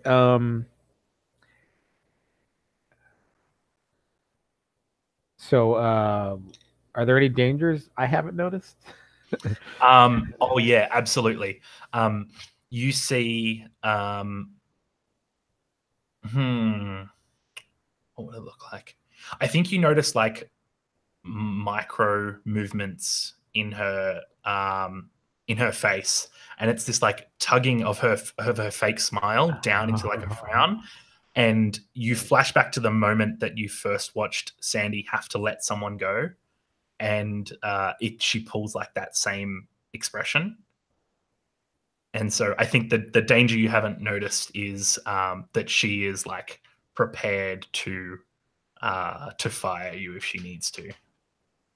And so does my mind connect that? Oh shit, she knows exactly that this is about me. Like, oh yeah, no, absolutely. Oh man.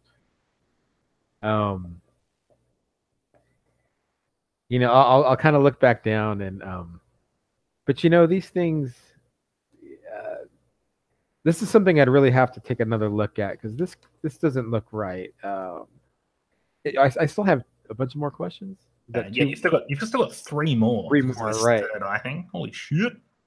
Do I see anything invisible like in the invisible world? Is there any like interesting question? Do you see anything invisible? Like the jar? Is there anything about that weird jar? Not really. Oh god, no. There should be. Right. I think you see.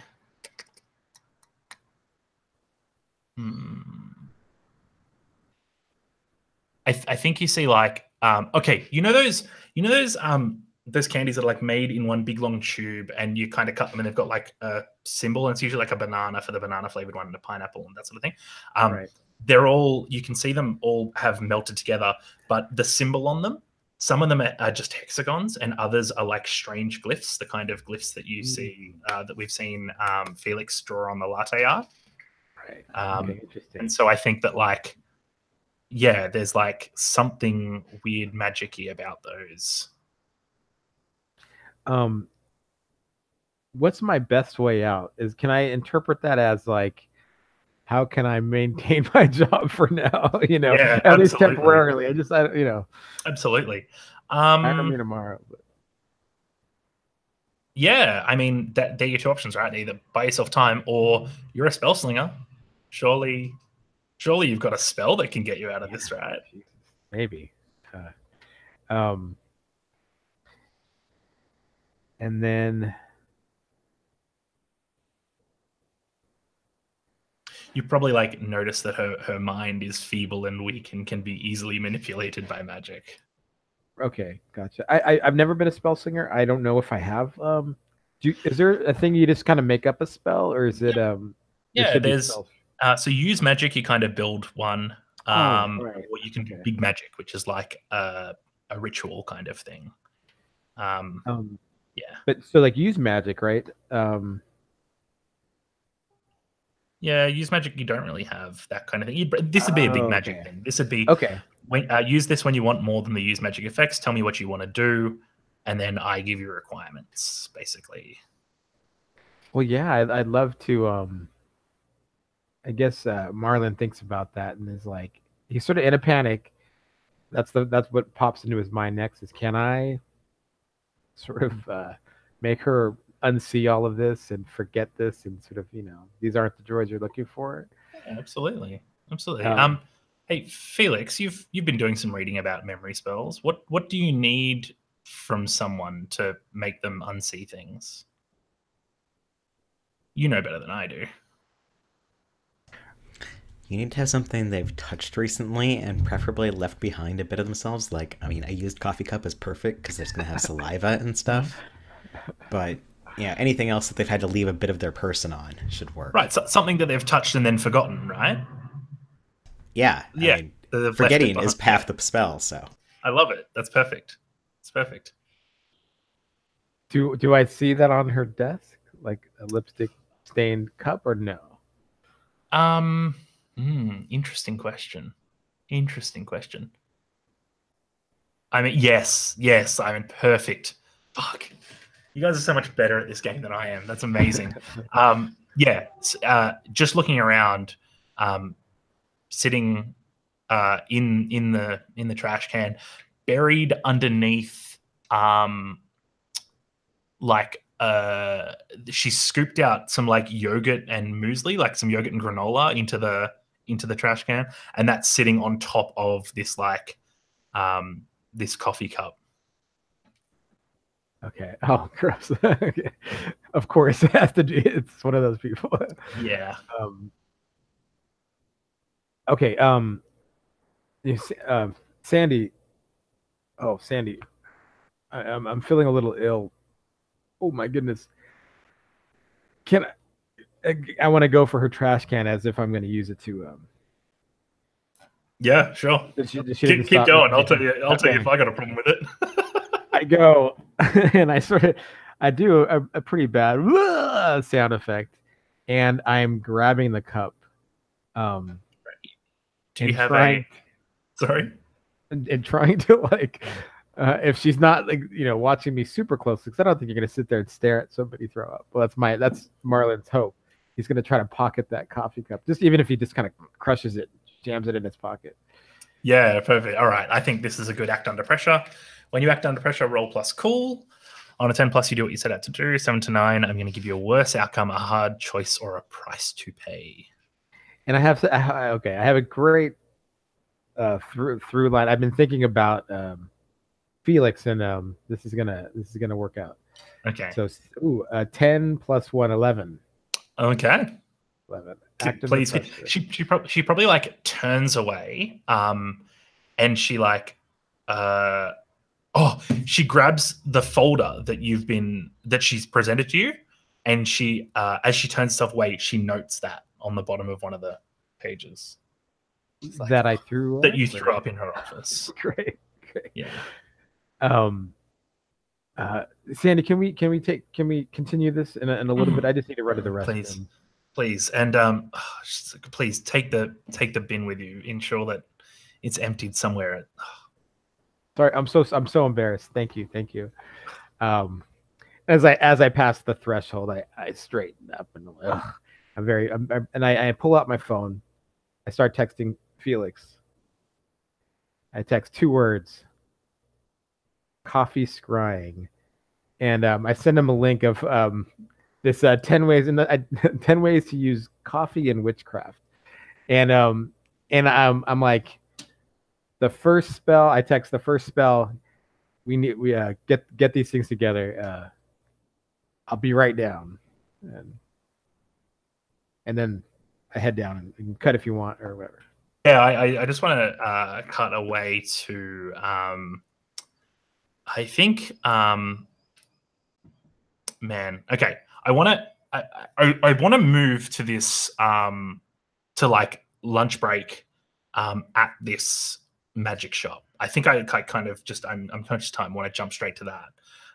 The thing is, I really want to have Alan and Andy both there. Is that going to kind of rub anyone the wrong way if I'm like, Alan, why? Like, I'm a pretty fucking forceful GM, so I'm going to be like,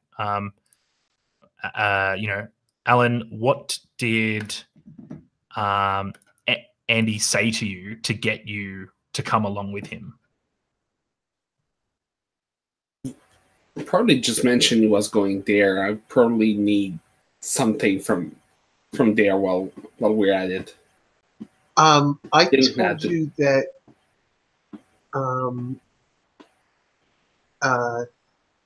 we needed to get a bottle of single malt scotch for the old woman. because that's how she'll open up to us if we give her a classy gift.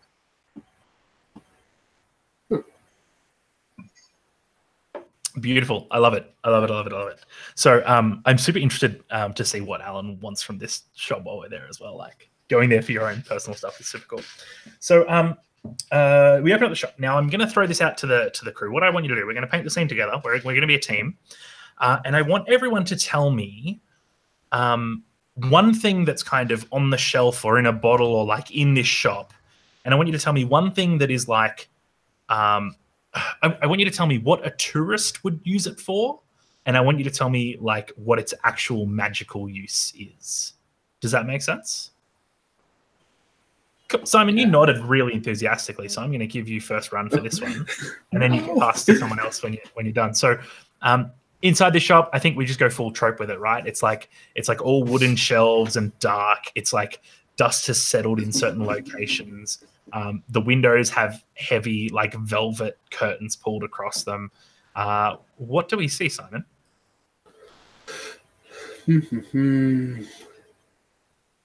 I hate to be the first one to paint the scene.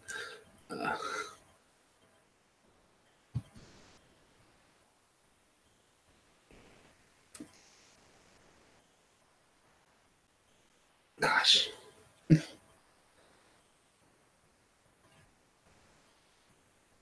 Something a tourist will use.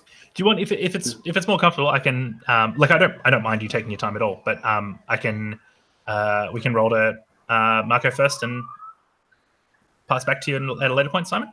All right. So Marco, what do we see? What would a tourist use it for, and what is its true magical use?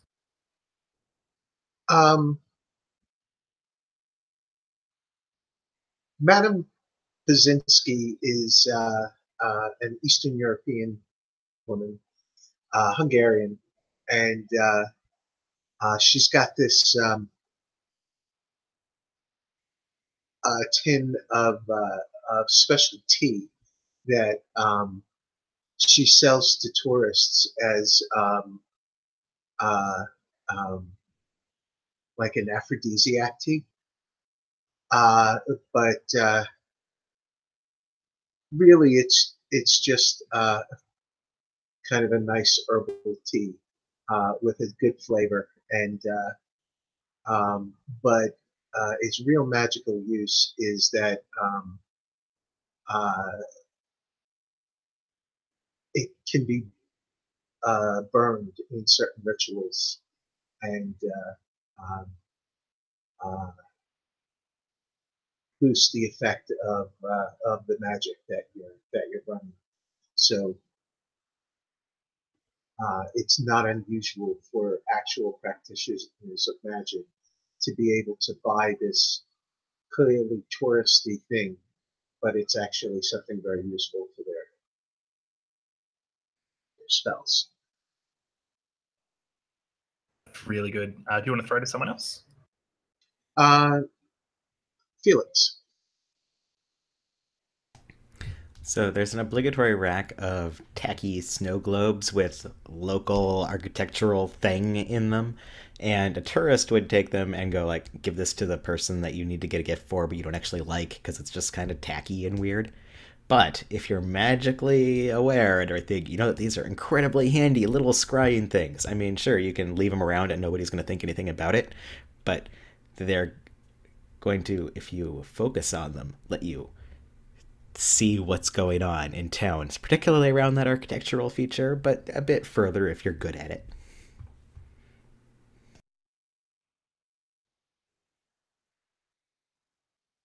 Awesome. Do you want to pass to someone? Oh, I guess I have to share. Rudy didn't go yet, right? I will pass that way. Okay, so there's a shelf with these weird shaped candles, and it says magic candles, 3 for $10 or something like that. And they're just regular candles, nothing magic about them. But at the back row of those candles are some really unassuming looking candles that are actually made from the earwax of strange creatures, like maybe a gorgon's, like a Medusa's earwax, some weird shit that they're very high end. Maybe not they're high end, but they're unique components for spells. And if anybody actually tried to buy those, they'd be steered away. But there's a bunch of the crap in the front that sort of like steals the spotlight. But yeah, so you could get legitimate magic candles there, but they're. So then, are you ready, Simon? Yeah. So they got these like I don't know the word, but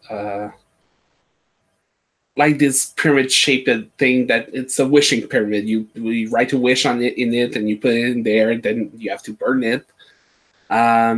But it's also a kind of scrying thing, and whatever you put in there, the shopkeeper can scry it and know what it is. And she's using this to, I don't know, maybe not. I don't want to go blackmailing people, but you can use. Yeah, she's stealing personal information with that. Oh, maybe for the palm readings and card readings. Oh, so she's using it to like. She's using it to cold read people so that she can do really like convincing palm readings for $10. Oh, good on her. She's the best. And I think as you walk in to Madame Basinski's magic shop with an E, she there's like it looks like a fog bank on the ground, and it kind of like lifts up, and you hear like just the ch of a smoke machine. And she stands at the counter. And she does this like cackle. She's wearing a black robe and a big hat and has like a big wart on her face. And she says, welcome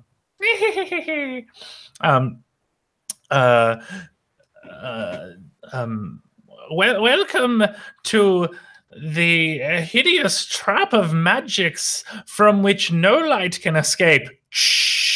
And more smoke comes out. And then, yeah, for what truth do you seek?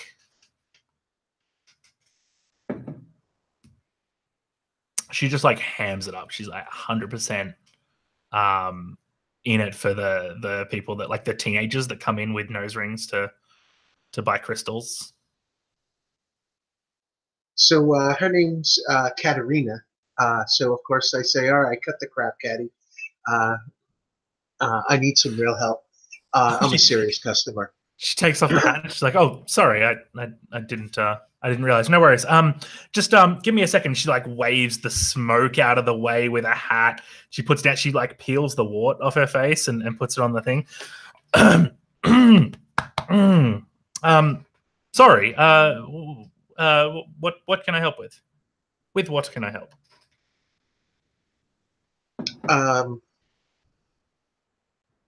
We have some printouts.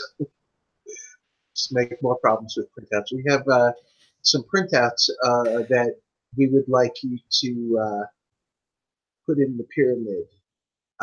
We've been told that you're the lady who can help us. We need to find out how to deal with this thing. Great. Do you want to roll your investigator mystery move? I think is probably a good one, unless you've got a playbook move for this. And you know,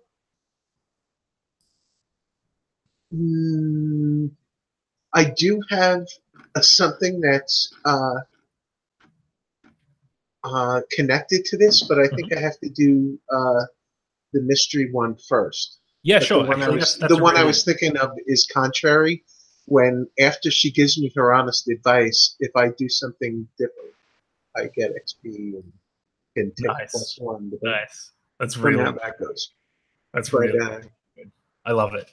All right. Do you want to do your? So yeah, do the mystery. We'll get her advice, and then you can do the complete opposite, and it'll be fantastic.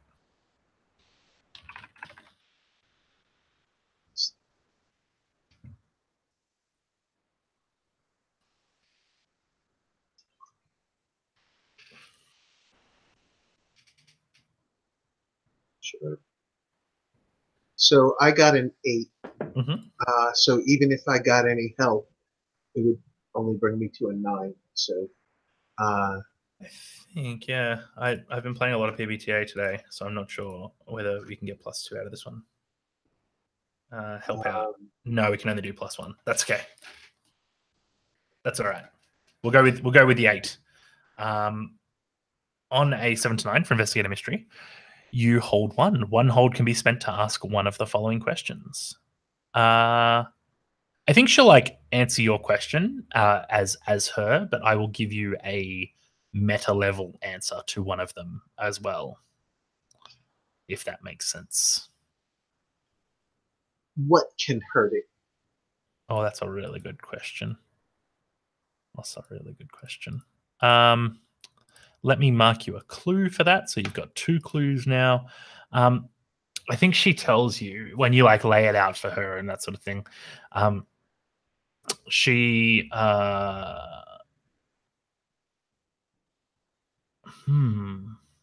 what can hurt it? Does anyone have any ideas popping up for what a good weakness for this thing would be? I'm sort of jumping between a couple of them and I can't settle my brain on one at the moment. I think it's do octopi have weaknesses? Something that comes to mind. This is the illusionary creature. Yeah. So if we kind of look at it like if it's not exactly like Medusa, but if it sees its own reflection, if it in its true form, something weird like I love that. I love that. If it sees its own reflection in its true form, that is absolutely perfect. Yeah. Maybe it can get stuck in a loop or whatever. It's something weird. Yeah. Box cutters will work at that point. or dry it up like Simon said. Yeah, and I think that's kind of her big thing is she says there are many who try to bring the water out of the creature of the sea, and she shakes her head and says like most of us, it is its own worst enemy. For if it looks into its own eyes, it will be it will fall into the void within. And she leans right in close to you, and you can smell the you can smell on her breath licorice. And she says, "Be careful out there. I wouldn't want to lose customers."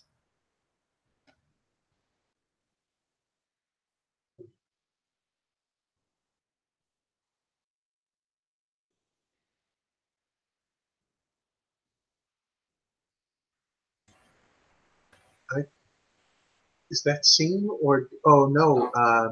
I mean, doesn't Andy? Yeah, I wanted something. Yeah, please. Oh, wow. I want some more meat out of this scene for sure. Yeah. While we're at it, since we're dealing with such creature, do you have multifaceted polymerized anti-glamour dust? Surely you should be keeping this stuff in the back. I absolutely love this. You have a move, right, as a professional about when you need stuff or when you want to get stuff, don't you? Oh, it's usually with the agency though. I'm happy with the extension of her into that. If you're happy with it, I think it's a really good. Perfect. I think it's a good move to use. Otherwise, we can kind of. I don't think there's another good replacement. I think that when you deal with the agency requesting help or gear, roll plus sharp. On a 10+, you're good. On a 7 to 9, you might get chewed out or there'll be fallout. All right, what's my sharp? I'd hate to see you be a professional for a whole session and not get to request some gear. Sharp. Okay, 1 sharp.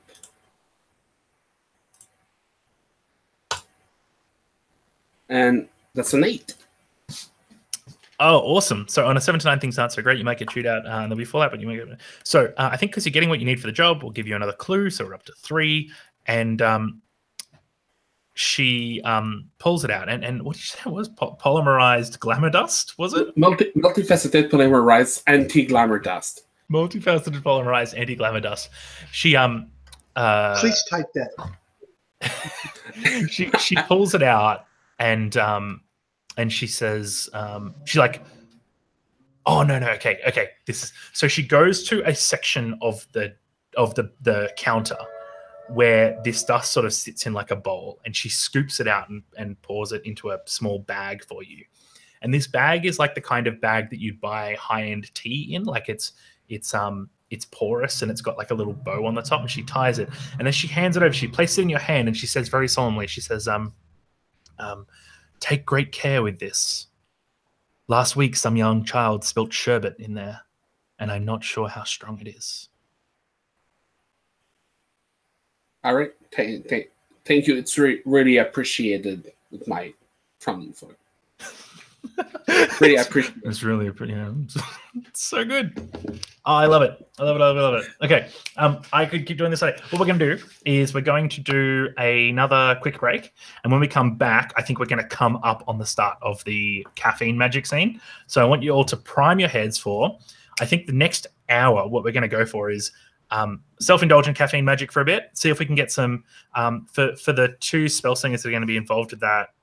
We're all going to kind of build it together, but for the two spell slingers involved in that, we'll get you to also see if you can maybe get some cool like investigative magic out of that as well to like build us towards the end of this mystery, and then we'll have a final conflict scene with this thing and see if we can take down the monster before the session is over. So does that sound fun to everyone? Is everyone still enjoying themselves? Dope. I'm really enjoying myself. How long is this break? I didn't hear what you said. This will be a 5-minute break. So I've got 07 times 507 at the moment. So let's go for until 12 past the hour. Does that work for everyone? Cool. All right. Catch you then.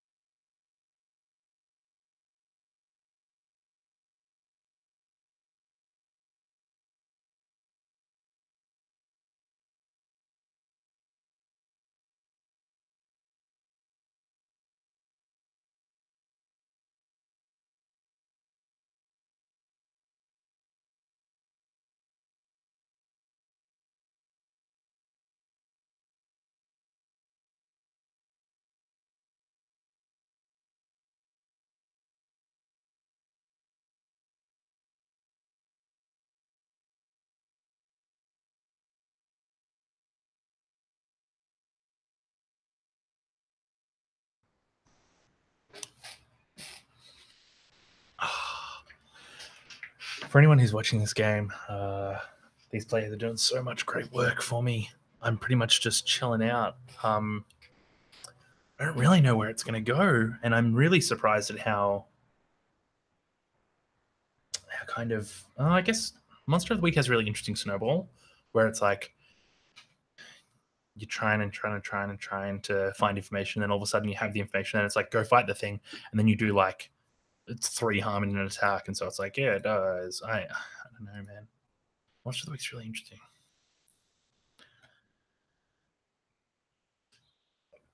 I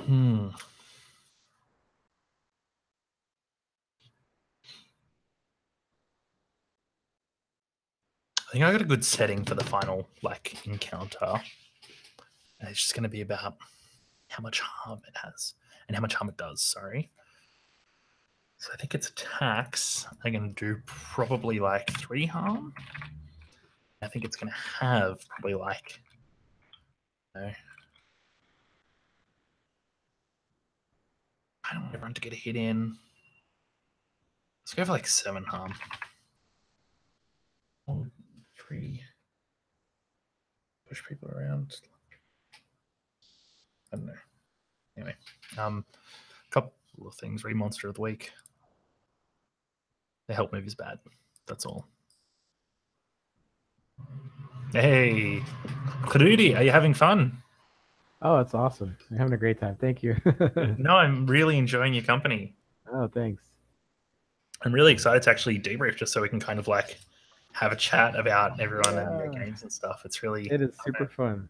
It is super fun. I'm having a lot of fun. You know, your enthusiasm always goes a long way. Like I've only seen some of your videos, but you have a positivity and enthusiasm totally elevates the game. It really does. Yeah, thank you. And I think it yeah, right. It feeds all of our. I mean, at least it seems to feed all of our enjoyment and stuff. Yeah, I think I kind of like as long as people if you tell people what you want to see from them, they can do that. But if you make it a secret and you just sit there and you're like quiet the whole time, then people kind of will try to keep jumping in different directions. Yeah, I don't know. It's also really hard not to be enthusiastic when you're all so great. Yeah, it's a lot of fun. Thank you, man. That's great. I'm constantly stunned by like how good the level of play is that I experience here. Yeah. Yeah, Absolutely. It's crazy. It's crazy. So, well, speaking of that, my Gauntlet experience so far has been really humbling. I've been playing role playing games for like 20 years, always face to face. And I was kind of like a superstar GM in my circle, but when I came to the Gauntlet, I was like, oh, okay, well, I'm just okay. Everybody's like better than me. So yeah, I find it was humbling. I find that a lot of people sort of say that to me. They're like, oh, I just want to start off as a GM and I'm really nervous because I know I'm not going to be good. And what I've kind of learned through my time is it's so much less about being good and so much more about being yourself. Like I don't run the best Monster of the Week game, but I promise you no one else's Monster of the Week game is like mine. Like I run my own type of one. And if you like that, then you keep playing with me. And if you don't, you play with other people, and that's totally okay too. I'm super excited. We've got some time left. I'm going to jump back into it because I really want to keep us moving forward. And I'm very excited for some coffee magic. So, being that you are the spell slinger, Marlon, I think you should paint the scene for us first. I want you to give us this room, this like where are you casting this spell? I said room, could be anywhere. Where are you casting this spell, and what's the really broad layout? And then we're going to get everyone else to fill in specifics around that. I picture the back room of the little coffee bar, like they, I imagine like at the stores around here, they'll have like a Starbucks or a coffee place in there, and there's still like a little kitchen or something. I don't know what goes on back there, but I assume it's like storage. So that's what I think. I say, Felix, can we get some time back there alone? Can somebody gonna cover the front? And then it's like drawing chalk circles on the floor, all the everything. and I'm getting like a real like confined vibe from this. Like it's like shelving or boxes stacked on top of each other, and you guys like finding space in between that. Exactly, and like shoving bags of coffee or whatever boxes out to get enough room to draw our summoning circles or whatever our magic circles. And I've got like stacks of printouts, you know, of these different spells in full color. It didn't need to be color, but it's full color. There's still advertisements, like a stupid website ads that have nothing to do with. I didn't bother to get rid of them. So there's full color like ads and like, oh, here's a page that's just like one line of the bottom of the web page. Just a waste. It's absolute waste. And Felix is too starstruck to point out that you didn't need to print all of this. I mean, it's really easy to get a clean printout. Right, exactly. I can take screenshots on my phone, but and you know, so should we go, or no? You wanted some more scene? Yeah, I'm gonna splash over. So, Marco, why don't you go next? I want to hear about coffee magic. I want to hear about caffeine magic. So, what are the like? What's the word I'm looking for? The parts of spells, the reagents. What's the reagents of this spell that are best done in a coffee shop? A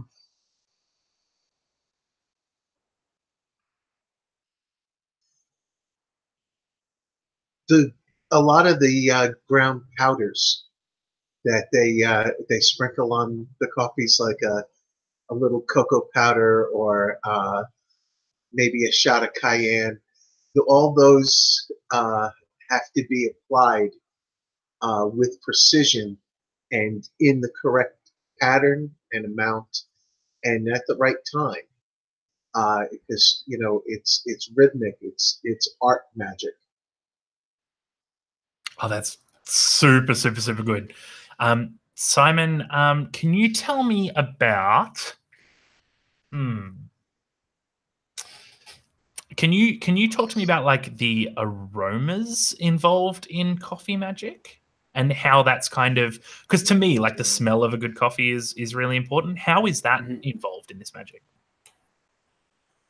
I think the kind of coffee you need, or it depends on the type of roast. Like if you're doing dark magic, you need dark roast, obviously.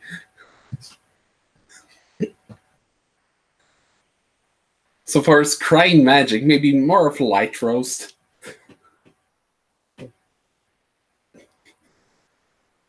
Oh, that's so good. This is going off the rails. I love it. Okay.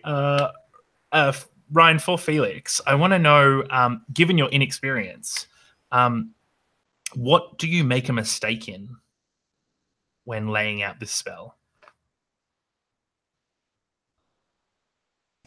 I mean, it's a beginner's mistake, honestly. I'm ashamed that even I am making it because, I mean, I'm new to this, but I'm not completely new to this. I'm aware of the idea of coffee magic, but for this kind of magic, I mean, obviously you need a dash of cinnamon, and I put in nutmeg, and it just felt right, but it's so completely wrong. I mean, you can't scry with nutmeg. I don't know what I was thinking. I'm so sorry. Nutmeg is like the antithesis of magic for some reason. I absolutely love it. Well, fucking perfect. This is so good. So between you, Felix and Marlon, I'm just gonna get a handle on your character names, and this game's gonna be over. Do you guys want to talk through like this ritual and the spell and stuff like that, and like just whenever you're ready, roll. You don't even need to roll a thing for big magic. I think I just want to hear you guys like bounce cool magic shit off each other for a bit and like do this spell together. You know what I mean? Yeah, and the thing is, the visuals I imagine are when when Felix starts to do the coffee related stuff, something like takes over him, and this is like all his years of being a barista, and it's shot in a way that it's just like the big ice skating scene in a movie, like where this is the big competition and they're doing the twirls. Felix is twirling around and sprinkling coffee beans, and it's just it's sort of magical, and Marlon has sort of got this look in his eyes like he's starstruck, like what is this? You know, what kind of magic is this? And there is something, there is a spark in this guy. This kid's got it. I mean, we're probably the same age, but this kid's got it. And so if it's not too weird though, I want to say, as we're sort of laying it out, and I'm like, okay, let's do a circle like this, and we need to put a pentagram here. I realize, is it too cheesy to bring in the other two guys? Like, we need more people. Like, can we are they coming back? Does Marco's character work here also? Where do you work in Hex? I work for the company newsletter, and I broke the big megacorp scandal, which they tried to paint as if it was corporate espionage, but it's nothing like that at all. It's just good, solid reporting. Okay, cool. So can we, is it possible, is it too cheesy, or can I text them to get them here too so we can have their bodies here? Well, we probably told you that we were going to Madame Kaczynski's, and maybe there is some spell components that you told us we had to get. We already established that she had some kind of magic tea. Oh, that's so perfect. Yes. And maybe so when can you do something horrible like like an Arnold Palmer, but instead of iced tea and lemonade, it's tea and coffee?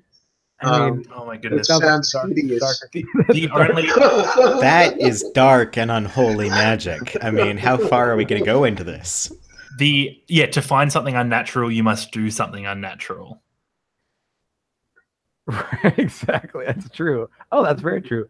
You know, because I think my motivation at first was like, I have to save my job, but then I realized, what do we, I'll never be able to afford a printer, my own printer and ink, and I don't know what I'll do if I lose this job. I'll stop doing magic. But we have to. There's somebody running around, maybe with Felix's face, maybe with any of our faces. I don't. It's and I start to combine. Maybe I'm starting to combine the spells, grabbing some other printouts. We can do a spell. So I'm trying to do a location spell for the creature.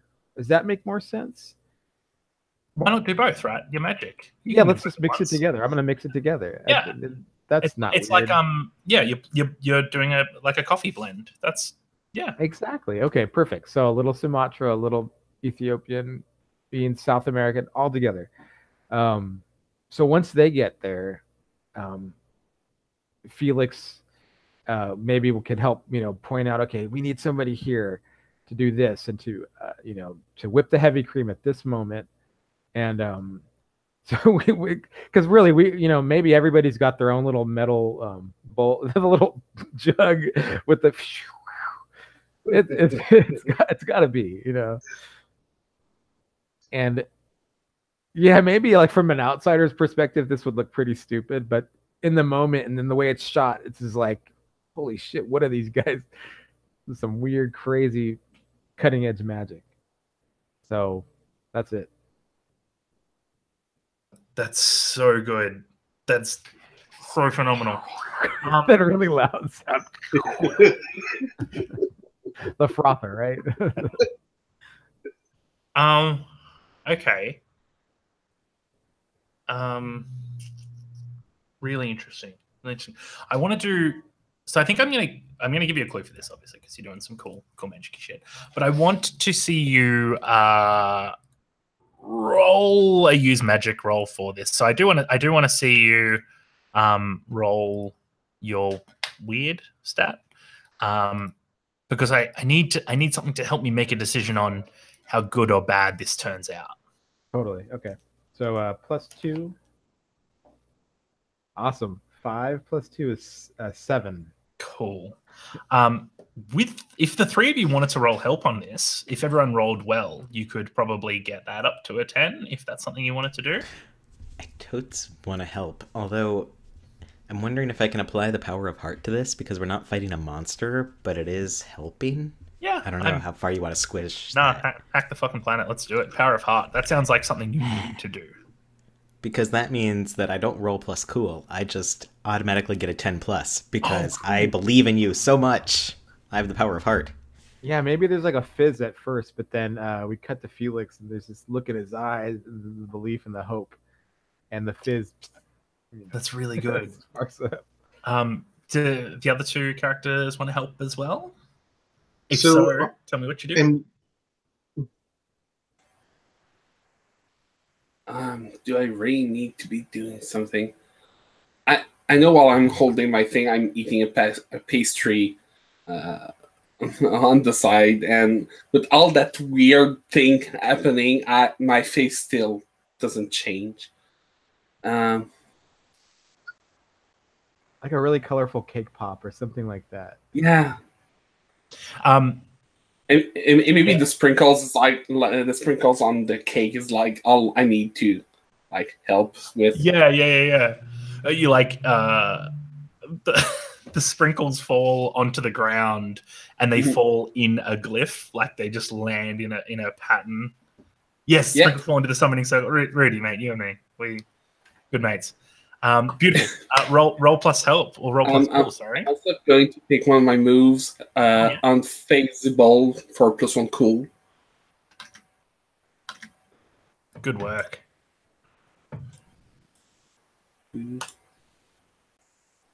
Oops. Didn't click the right thing. Thank you for that move because I'm at 7. Nice. Flush. Perfect. So that's another +1. So Marco, if you help, we can get this up to a 10 if you roll well as well. What are you thinking?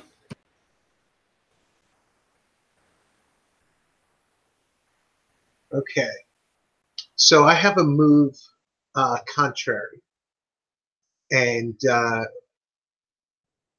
somebody gave me their honest advice, which is good advice, which is that we could stop the monster by showing it its reflection. But I don't know if this is a little bit of a meta thing I'm adding, but Ryan's dream included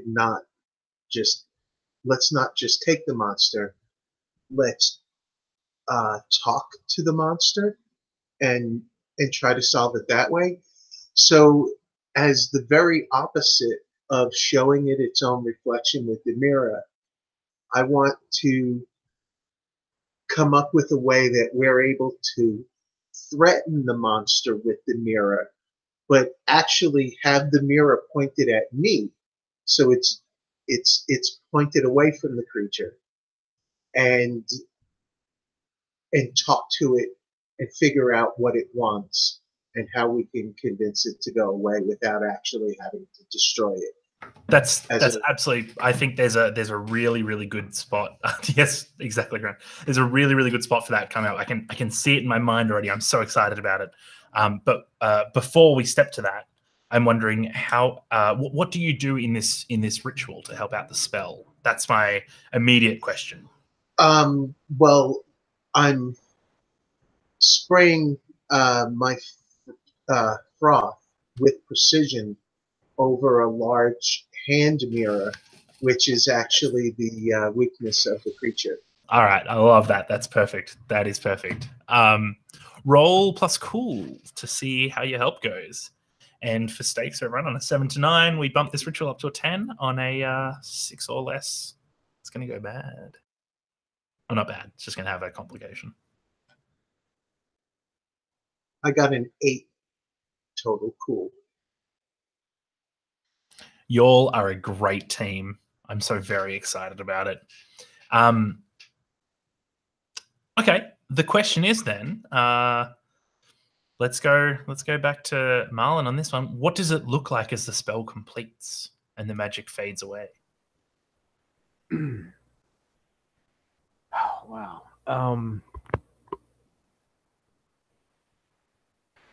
So as it crescendoed, the lines in the floor started to swirl with light, outlining the tracing of the lines, and everything was sort of glowing and growing and enveloping us in all this magical, dazzle. And then it just sort of in a poof, with maybe the sound of like the last frother, fizzing away. Maybe we just see kind of in the center of the room the creature in its natural form, in the form that we've seen it in, at the place that it's at. So I don't know. We can see, oh, this is exactly at this landmark or at this place or in this building or wherever it's at. But it's like we're seeing it from the outside, like it can't see us, but it's like we're suddenly there with it. Yeah. And Yeah. it's in a costume or whatever you call it, in a skin. Yeah. But we're not seeing what the skin is. We don't know what skin it's wearing, but we see, oh, this is where it's at. So you see the creature in its oh man. Okay. I kind of want to. No, I'm gonna rewind on that. I'm gonna give you exactly the skin that it's in at the moment. I'm gonna give you that because it's gonna make me happy. You see the spell as it like fades down, and this image comes up in the middle of this circle that you've drawn on. It looks like a mirror, right? So it like reflects this room back to you, just to play off that motif a bit. And then, but in the mirror, the door behind you creaks open, and you see the line of people moving through the coffee shop, and Felix serving them coffee, smiling, happy, feeling at home, exactly where he should be. And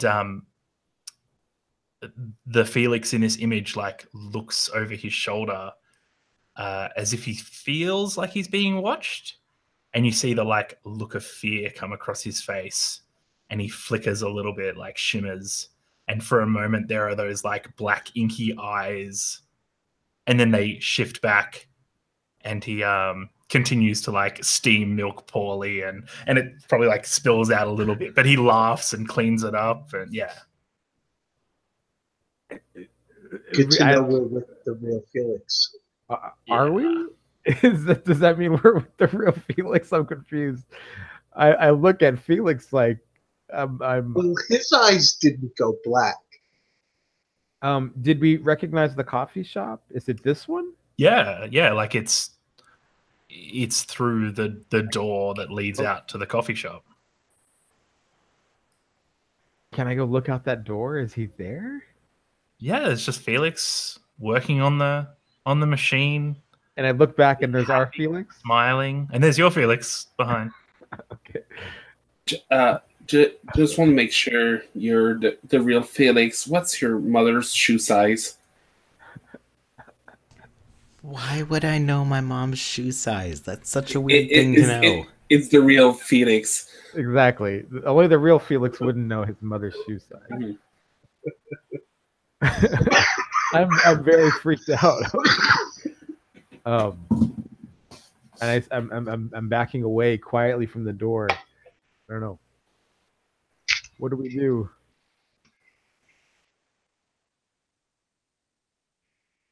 What do you do? That's the question.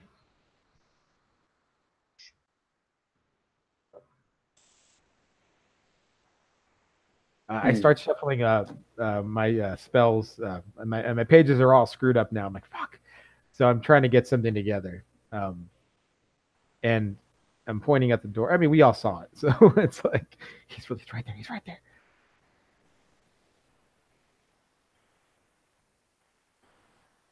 Dude, the problem is there's too much people around.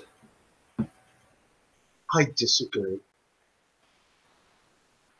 I think this is the perfect opportunity. One of us,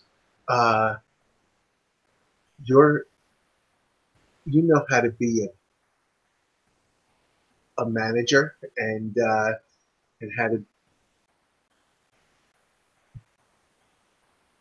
talk snotty to people. So go out there and say, Felix, I need to see you in my office now. And then we'll show him, we knew where you were. We have a mirror. We could have hurt you. That's not what we're here to do. And we have this conversation here. And if things go wrong, it would be hysterical.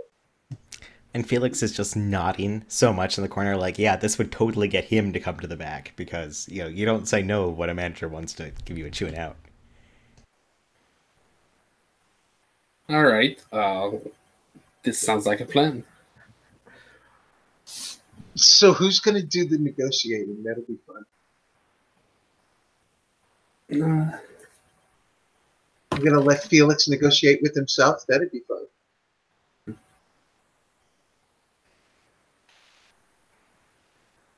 Let's just get him back here, and maybe you had the idea with the mirror, so maybe you, Andy. I do get +1 ongoing if I'm doing the exact opposite. Yep. Yeah.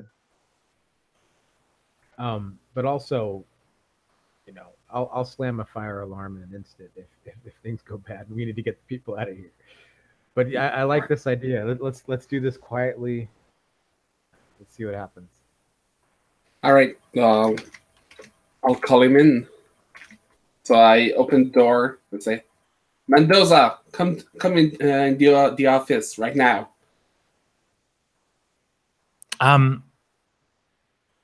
So here's the thing. This monster sees you, knows who you are, knows that it's fought you before, and you see probably those eyes change to those black inky eyes, and they narrow a little bit. Do you want to roll a manipulate someone move for me, which is you've given them a reason, tell them what you want them to do, and roll plus charm. Do I want to? No. Will I do it? Yes. Yeah. Oh my god. So I've got 11. 11. That's really good. They'll do with it. my -1 charm. Oh, that's so good. Well done.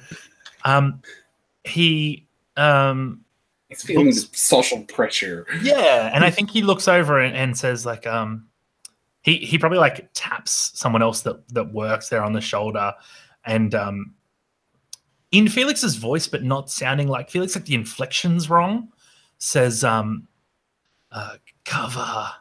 And then like walks back toward this storeroom to see you with like that smile that it had while working the steamer is gone, and it's like now kind of unsettled and nervous. And it walks into the room. In a quick panic as this is happening, I grabbed one of the pieces of chalk that we drew the thing, and I'm going to put an X on the back of the real Felix. I'm like, I don't want to get in the the thinking is that situation always happens.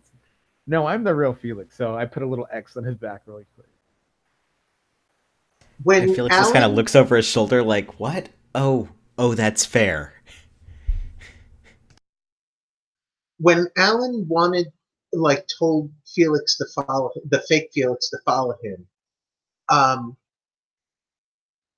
was he so nonchalant? Did you just turn your back on the creature and walk away and expect it to follow you? Yes, that's exactly what I did. Oh, beautiful, beautiful. And so like walks into this storeroom and stands. And I think when we see it and Felix standing together, you could not confuse the two. The monster is kind of like stiff in the body and like kind of doesn't hold its arms correctly. Like they just flop by the side like an octopus's tentacles would. And it just like stands there with its arms flopped by its side looking at you. And it says a single word. It probably says like summoned.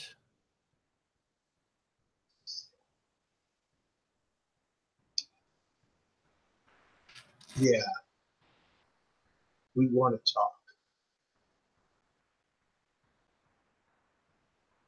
it looks at you expressionless, not able to like put the right shape on the face to like show you how it feels right now.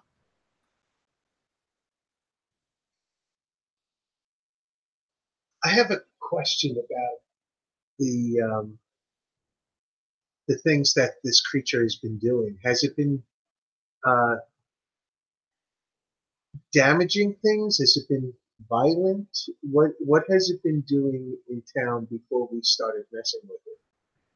Yeah, I think it's like done a bunch of like it's probably taken on the form of like a gorilla from the zoo in like the middle of a shopping mall and like caused destruction and havoc around, and it's probably taken on the image of it's probably taken on the image of like the gargoyle, right? And it's tried to like it's tried to sit on the edge of someone's house, like those gargoyles do, and it has like broken through the brickwork and like destroyed the whole front room of this house. Yeah, so it's like it's definitely caused a lot of property destruction and freaked a lot of people out. Probably injured a few people along the way.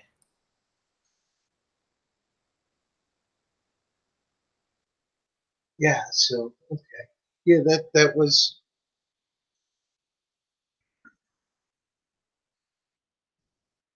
I want to know why you're here and why you're causing problems in our town. And what you've done. So yeah, I think so I think this is a great time to find that solution to the mystery, right? So yeah, clue move. Simon, you and I, best friends. So I think we're gonna have two clue moves, right? One is gonna be what it's doing, and then if the other is probably gonna be like how to defeat it in whatever way you want to defeat it, kind of thing, right? So I think that I just want to give you that because you're gonna choose how many clues you want to spend. So you've got 4 at the moment, which means you can choose to spend between 0 and 4 of those, and then roll the clue move, which is where is it? When you come up with a solution to the mystery based on the clues that you found, roll plus the number of clues you want to spend, and on a 10 plus, you get the on a 10 plus, the solution that you're thinking of or the thing that you want is true, and on the 7 to 9, there's a twist.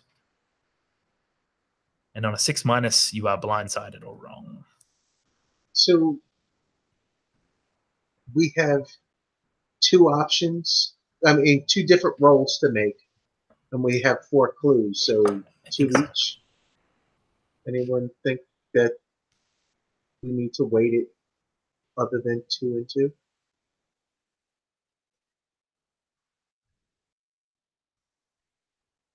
All right, that'll work. So we're going to spend 2. I'll untick 2 of them. And can you roll plus 2, please? I do have a question on that. Does my +1 ongoing help in a clue roll? Really interesting question. Especially because there's not a whole lot other moves that are going to happen, right? Yeah, I don't. My initial thing would be I don't think so, but I'm also yes, cheat. But I'm also yeah, right. I can be talked into it. No, I like it. I like it. I think especially because this is still doing what you were told not to do, right? So yeah, right. I'm on board. I'm on board. So roll plus 3. I just break games all the way.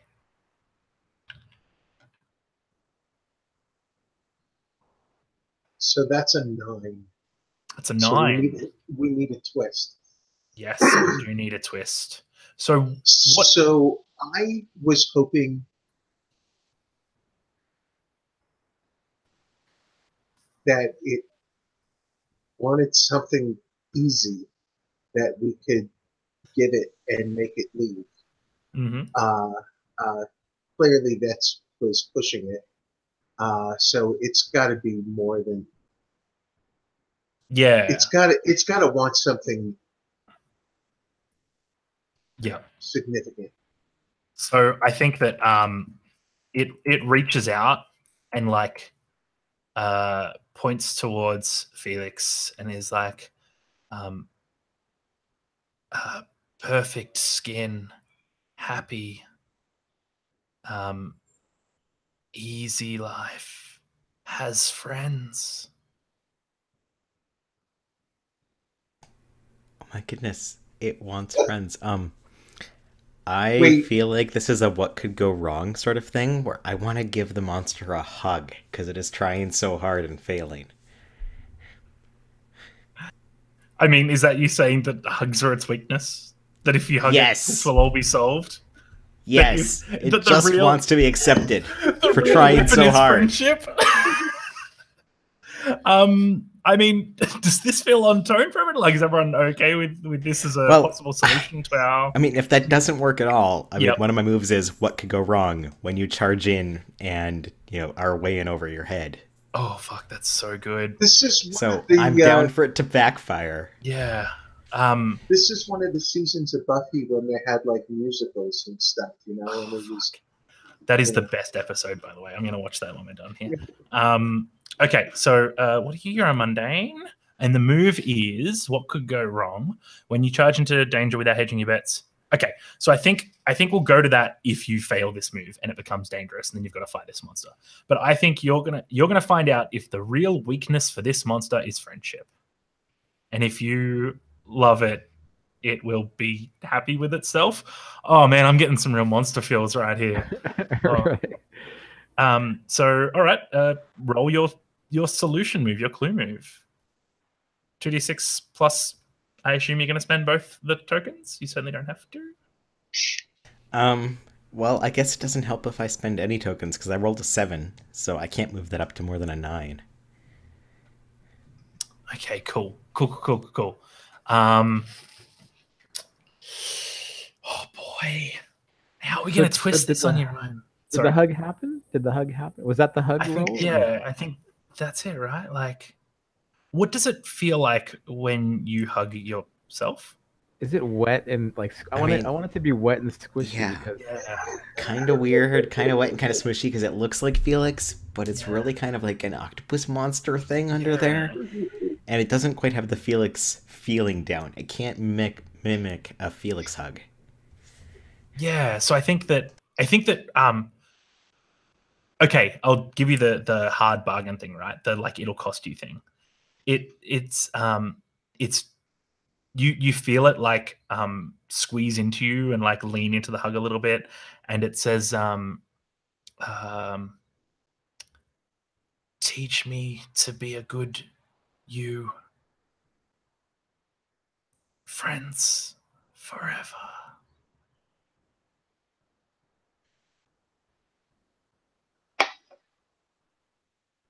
Just like whispering in your ear, Felix. Best friends. Teach me to be happy. And I mean, I'm kind of weirded out, but also I kind of want to help it be its best monster self, so long as best monster self doesn't mean rampant property damage. So I think the outcomes you've got here is, do you accept this monster being you? Basically, it wants, this is what it wants now. Will you give it to it? I mean, will I accept having a monster identical twin? Yeah,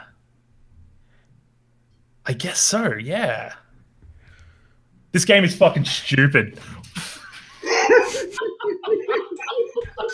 You brought us here. I blame you. Okay, someone wished to speak to the monster instead of fight. Here's your choice: monster identical twin or fight. They're your options. Or do something different because you're Ryan and you're creative and you'll come up with it, I'm sure. But this is gonna make such weird family reunion over Christmas. Oh god, yes. We can't kill it now, though. There's no way we could kill this. I mean, you can. I whisper reassuringly that I mean, there's no point in trying to be someone else. You need to be who you are. You need to figure out who you are and be that person. Okay. I'm going to give you a manipulate roll on this. Oh no. But I warn you, like 6 minus turns violent, 10 plus happily ever after, 7 to 9, middle of the road. It'll be sad, but it'll be totally the happy works. sad ending. Yeah. Yeah, I was waiting for the monster to be like, but the person I am eats all of you or something. Well, so, that's your 6 minus result right there. Yeah. So what goes into manipulate? Is that my charm? Yeah, charm. And no one's going to help you because I think this is a very intimate discussion. Because that's the only stat I don't get to choose. It's good regardless. So that is a 9. Hey, nice. Okay, it looks again. It's like self. I do have luck. I'm gonna spend a luck to make that a 10. Ha! All right, fine. I'm going to give it to you, but Simon, afterwards, you and I are going to have a chat about Monster of the Week and luck and how it's a bad design choice. But that's okay. That's okay. I mean, unless you had a super awesome 9 result, then I don't want to take that away from you. But Michael Sands and I are going to fight it out one day over Twitter, and I'm going to call him out on how luck is the least engaging part of this system. Michael, we need to talk. Okay. 10 plus. I want to hear from you all. I want to hear from the 3 of you that aren't Felix, obviously. What the monster does that is so. I want to hear how the monster changes its. Wait, hold on. Let's go back to stakes. This was about it's going to be happy and find its own self. Is that right? Yeah, cool. Okay. Yeah. Sorry, Ryan? What's that? No, I was totally going for the you need to find your own self and be your own person. You can't just be a Felix clone. Yes. Okay, perfect. I want to know from everyone, I want to know what it takes from someone else. So it's going to take bits of all of you and build itself out of the collective. But I want you to tell me what you see in it of the people around you. So pick someone. Yes.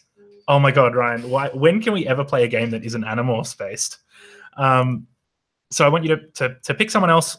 Try and sort of round robin it, and tell me what you see in the monster that it takes on from that person. And then pass it to them, and they will pick someone else and do it that way. All right? All right. Let's start with whoever. Whoever comes up with an idea, just unmute and go for it. Okay. All right, Simon, we'll start with you. Well, I've just got a silly one. Is figure are toner ink stained?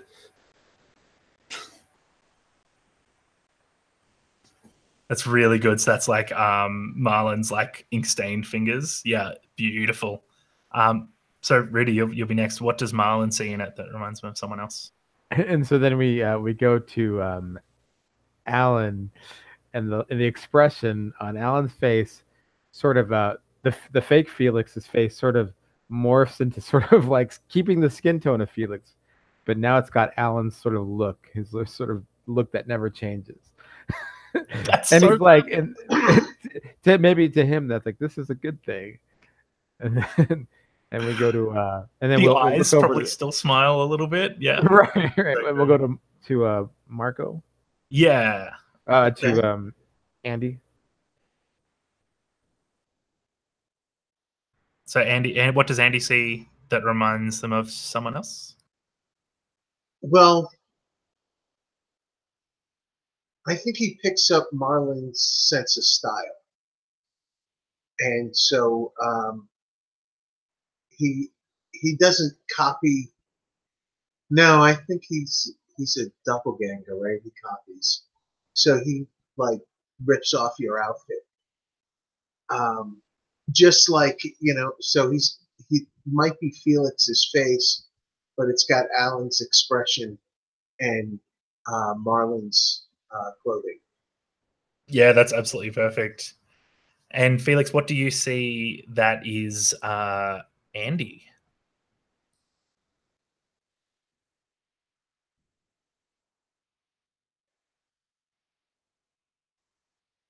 Sometimes Ryan does this thing where he doesn't realize I'm talking to him. I do the same thing too. Okay. Were you talking to me? I may have a little bit been talking to you. That's cheating. You're not allowed to talk to me when I'm not realizing you're talking to me. What was the question? You might have thought I was talking to the other Felix. I said, what do you see in this beast that what does it take on of Marco? Not Marco. Sorry, of Andy. I'll do that all day. Of Marco. It's a super meta monster now. Okay, yeah, sure. There's that sort of driven look in the eyes, like it knows what it's after, and it knows that I have the answer, and I'm just not telling it yet. And it's weird because that's not appropriate right now for the monster to be thinking that. But I know that it's got that kind of...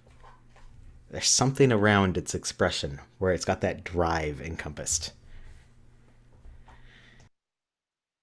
I love it. So it's like the frown, and then these like driven like eyes and forehead sort of thing. I really, really, really dig that.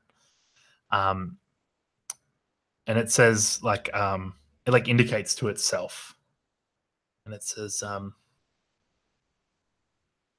my own person, unique. And then it kind of like looks at you, and I'll give this one to yeah, I'm gonna give this one to Felix, I guess, as a character, but I'm okay for any of the players to give suggestions for this one. But it looks at you and says it's got like the Felix name tag on its shirt still, or on the apron still, and it takes off the name tag and like looks at it and looks at you with this like frown and then like this quizzical expression and says need unique name. And I'm wondering what does this monster call itself? I mean, the first name that occurs to me is like Jeff, but I don't know.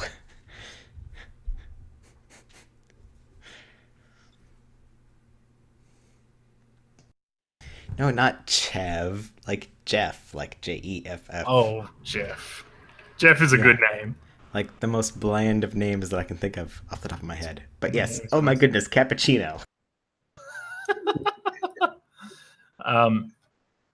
Yeah, cappuccino. Absolutely. It runs out of space writing on with the texter, with the Sharpie that it writes some things.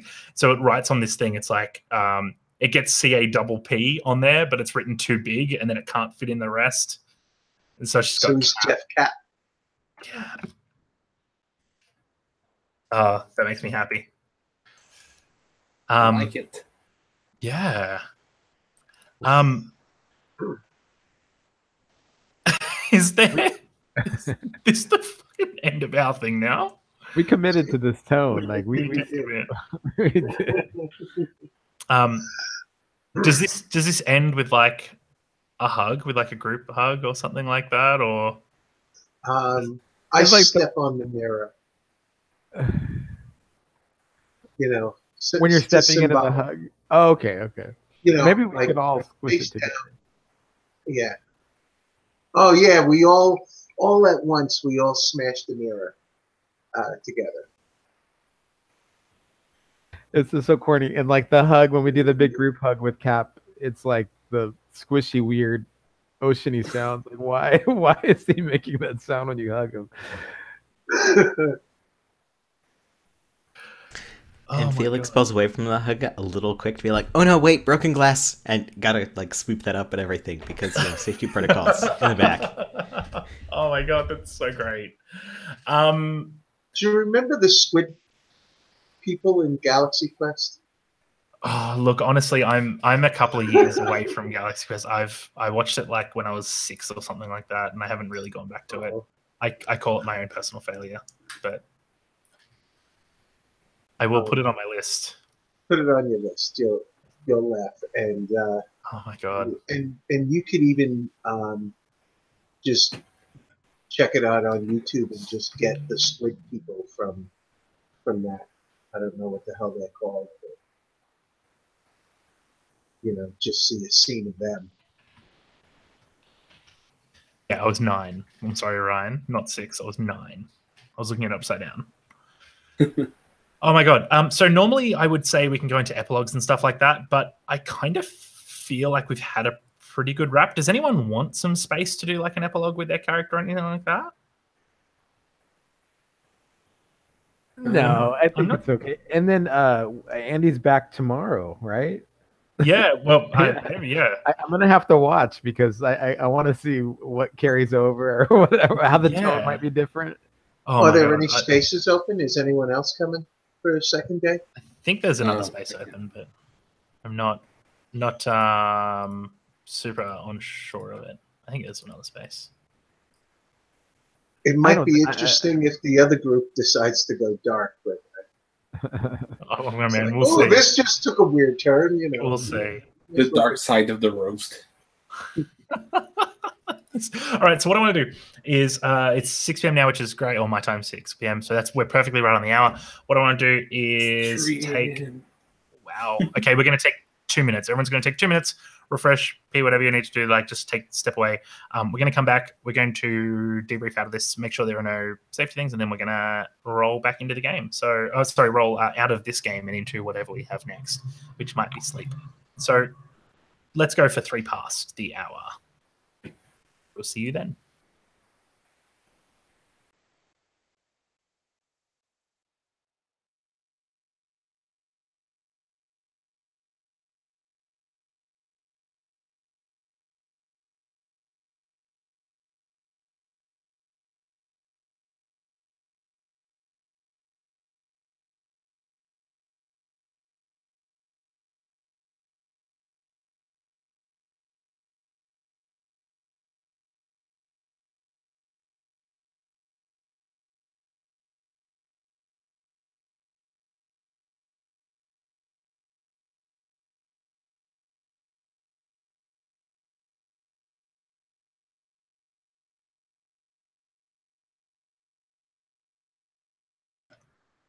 Man, I don't know when that went off the rails, but it certainly did.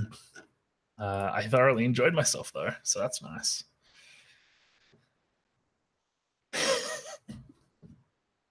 Okay. Michael, if you are watching this, I'm so sorry for what we did to your game. I'm just so sorry.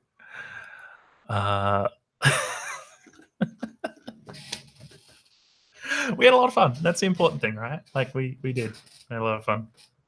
Ryan, I don't like it when you sit there quietly while I talk to myself. You should come back and have fun with me. Just to say, I've watched also here, like making fun of you in person and not in the chat. I feel like that's a breach of contract here. Yeah, my producer cred. I also listened earlier to all the stats you gave the monster, and you didn't get to use them. Oh, yeah, absolutely. I honestly, like, I hated statting out that. It was no fun.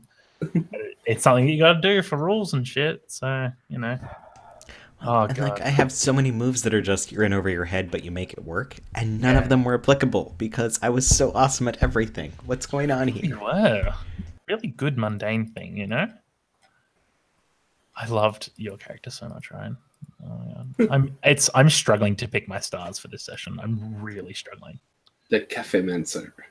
Cafe Mancer.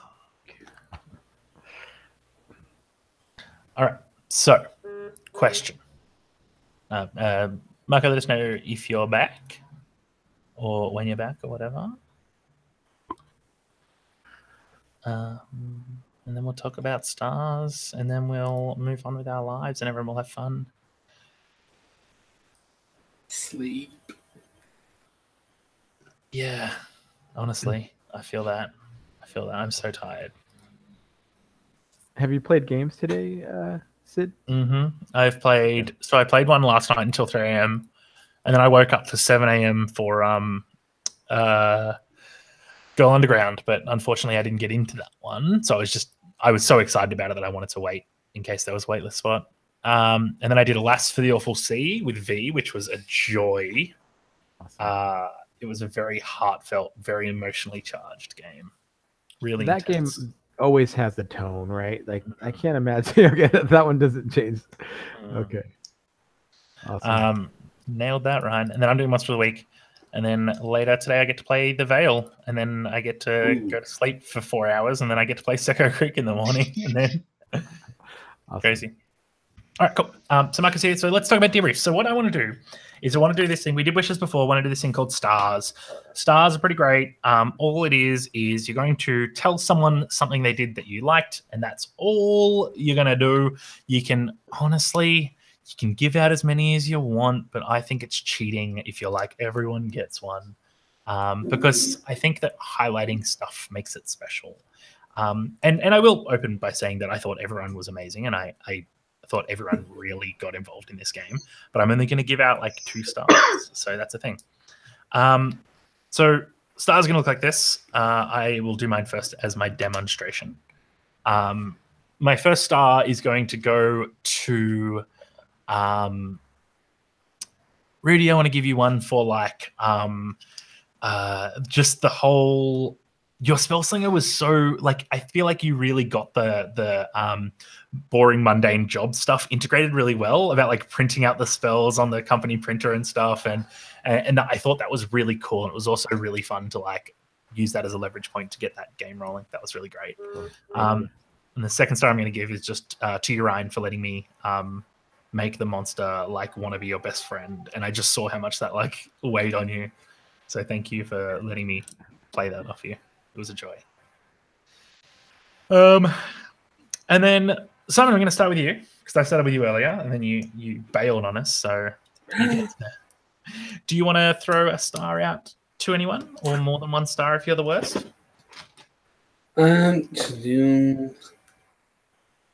Star to who came up with coffee magic in the first place? I googled it at some point to try to. Oh, but we wanted to. It was during the credits, the opening credits, right? Oh, it was you, right? Wasn't it you, Simon? I can't even start myself then. Somebody started with the drawing. Yeah, that sort of set it the off. latte. That's the, Okay. yeah, the latte art. Okay, so he is cheating.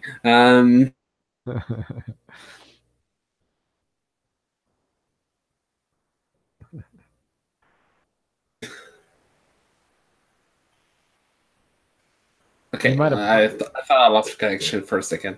Yeah. So really, and me already said I would start to Sid for being such an enthusiastic MC. Yeah. When you're happy like that for our silly things, we just want to make up more silly things. Thank you.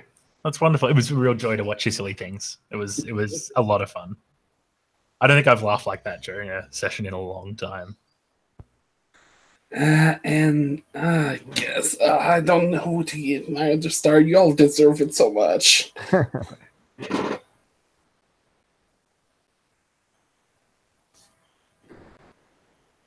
I can decide. Sorry.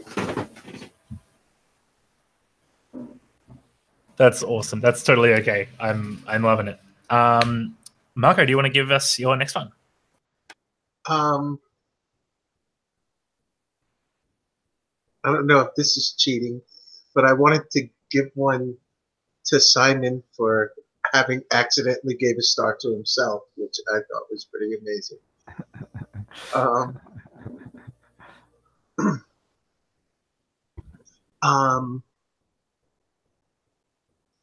And one to Ryan for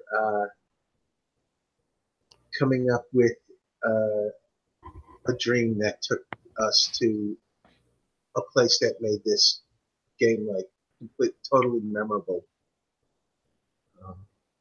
So yeah. Yeah, I super agree with that.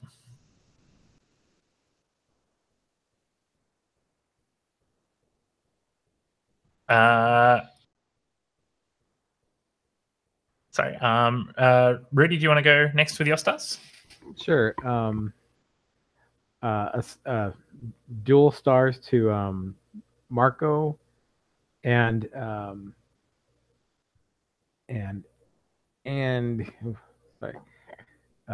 Simon. I'm sorry, Simon. I was thinking of your character name, Marco and Simon, for the I liked both of their scenes, the rooftop scene and the scene in the shop. Is a little tonally different than me and Ryan's scenes, but I still enjoyed it because it fit together. And then a big star to Ryan. You made Felix a terrific, positive character, and it was fun to. We didn't get a lot of scenes talking together, but it was fun to have that sort of very friendly relationship. And then with Sid, I think I said it during coming back from one of the breaks, man, your positivity is incredible and insane. And you just elevate everything you touch. God, man, you made this such a fun game. And yeah, on paper it looks pretty ridiculous how it ended, but I wouldn't want it any other way. That's why I was like, no, I'm so glad we didn't have a fight at the end, because everything has a fight at the end. So this was rad. So and you guys were all terrific, but no star for that. There you go. All right, Ryan, take us home with all of your stars. So I'm going to try not to give everyone a star, but know that in my heart, everyone gets a star. So, star to Simon for constantly cracking me up in the chat. I'm not sure how much of it carried over into the video, but things like Cafe Mancer and Magical Latte Art were just killing me, and those totally informed how I was playing, and I loved it. Oh my goodness. You were amazing. And Sid letting me hug the monster was everything I could have wanted out of this game. I didn't know going in that that's what I wanted, but at the moment I was going, there is no proper resolution for this besides me trying to give the monster a hug and telling it to be its own person. And most GMs would go like, what the fuck? And you did that, but then went into, okay, sure, that's happened. So, thank you. I guess while I'm cheating, okay, sure. Thanks, star to Rudy for leading way heavily into that I have a ridiculous hero worship of your character and just making me look awesome, despite the fact that I'm a ridiculous fanboy. I loved it. And Marco's... I feel like there's a lot more to your character, but the fact that I was imagining every single scene having that exact same frown was killing me the entire time, and I couldn't play with a straight face, and I loved it. So... star for committing that heavily to having... I'm looking at it again and I'm dying. That same expression and that same background, I loved it so much. That informed so much of how I played off of your character. I loved it. It was so good. Stars for everyone. I cheat. Ha. That's why we keep you around, Ryan. It's important for you to do that. It's who you are, and I believe in you. Excellent. That's so good. So it's now 15:15. I reckon it's probably time to roll out. What I'm going to do is I'm going to stop the debrief, and then I've got one more question afterwards, which is just my safety closeout question. But I like to do it with the thing off because people might feel more comfortable. So I would like to say thank you to whoever's watching this. This was Monster of the Week by Michael Sands. Michael, if you're watching this, hit me up on the Twitter. We have some words. I need to talk to you about luck. I'm so interested in some of your design decisions. Like, I would love to have a chat to you about this game. Otherwise, I have been joined by Marco, Rudy, Ryan, and Simon. It has been an absolutely phenomenal time. Until next time, farewell.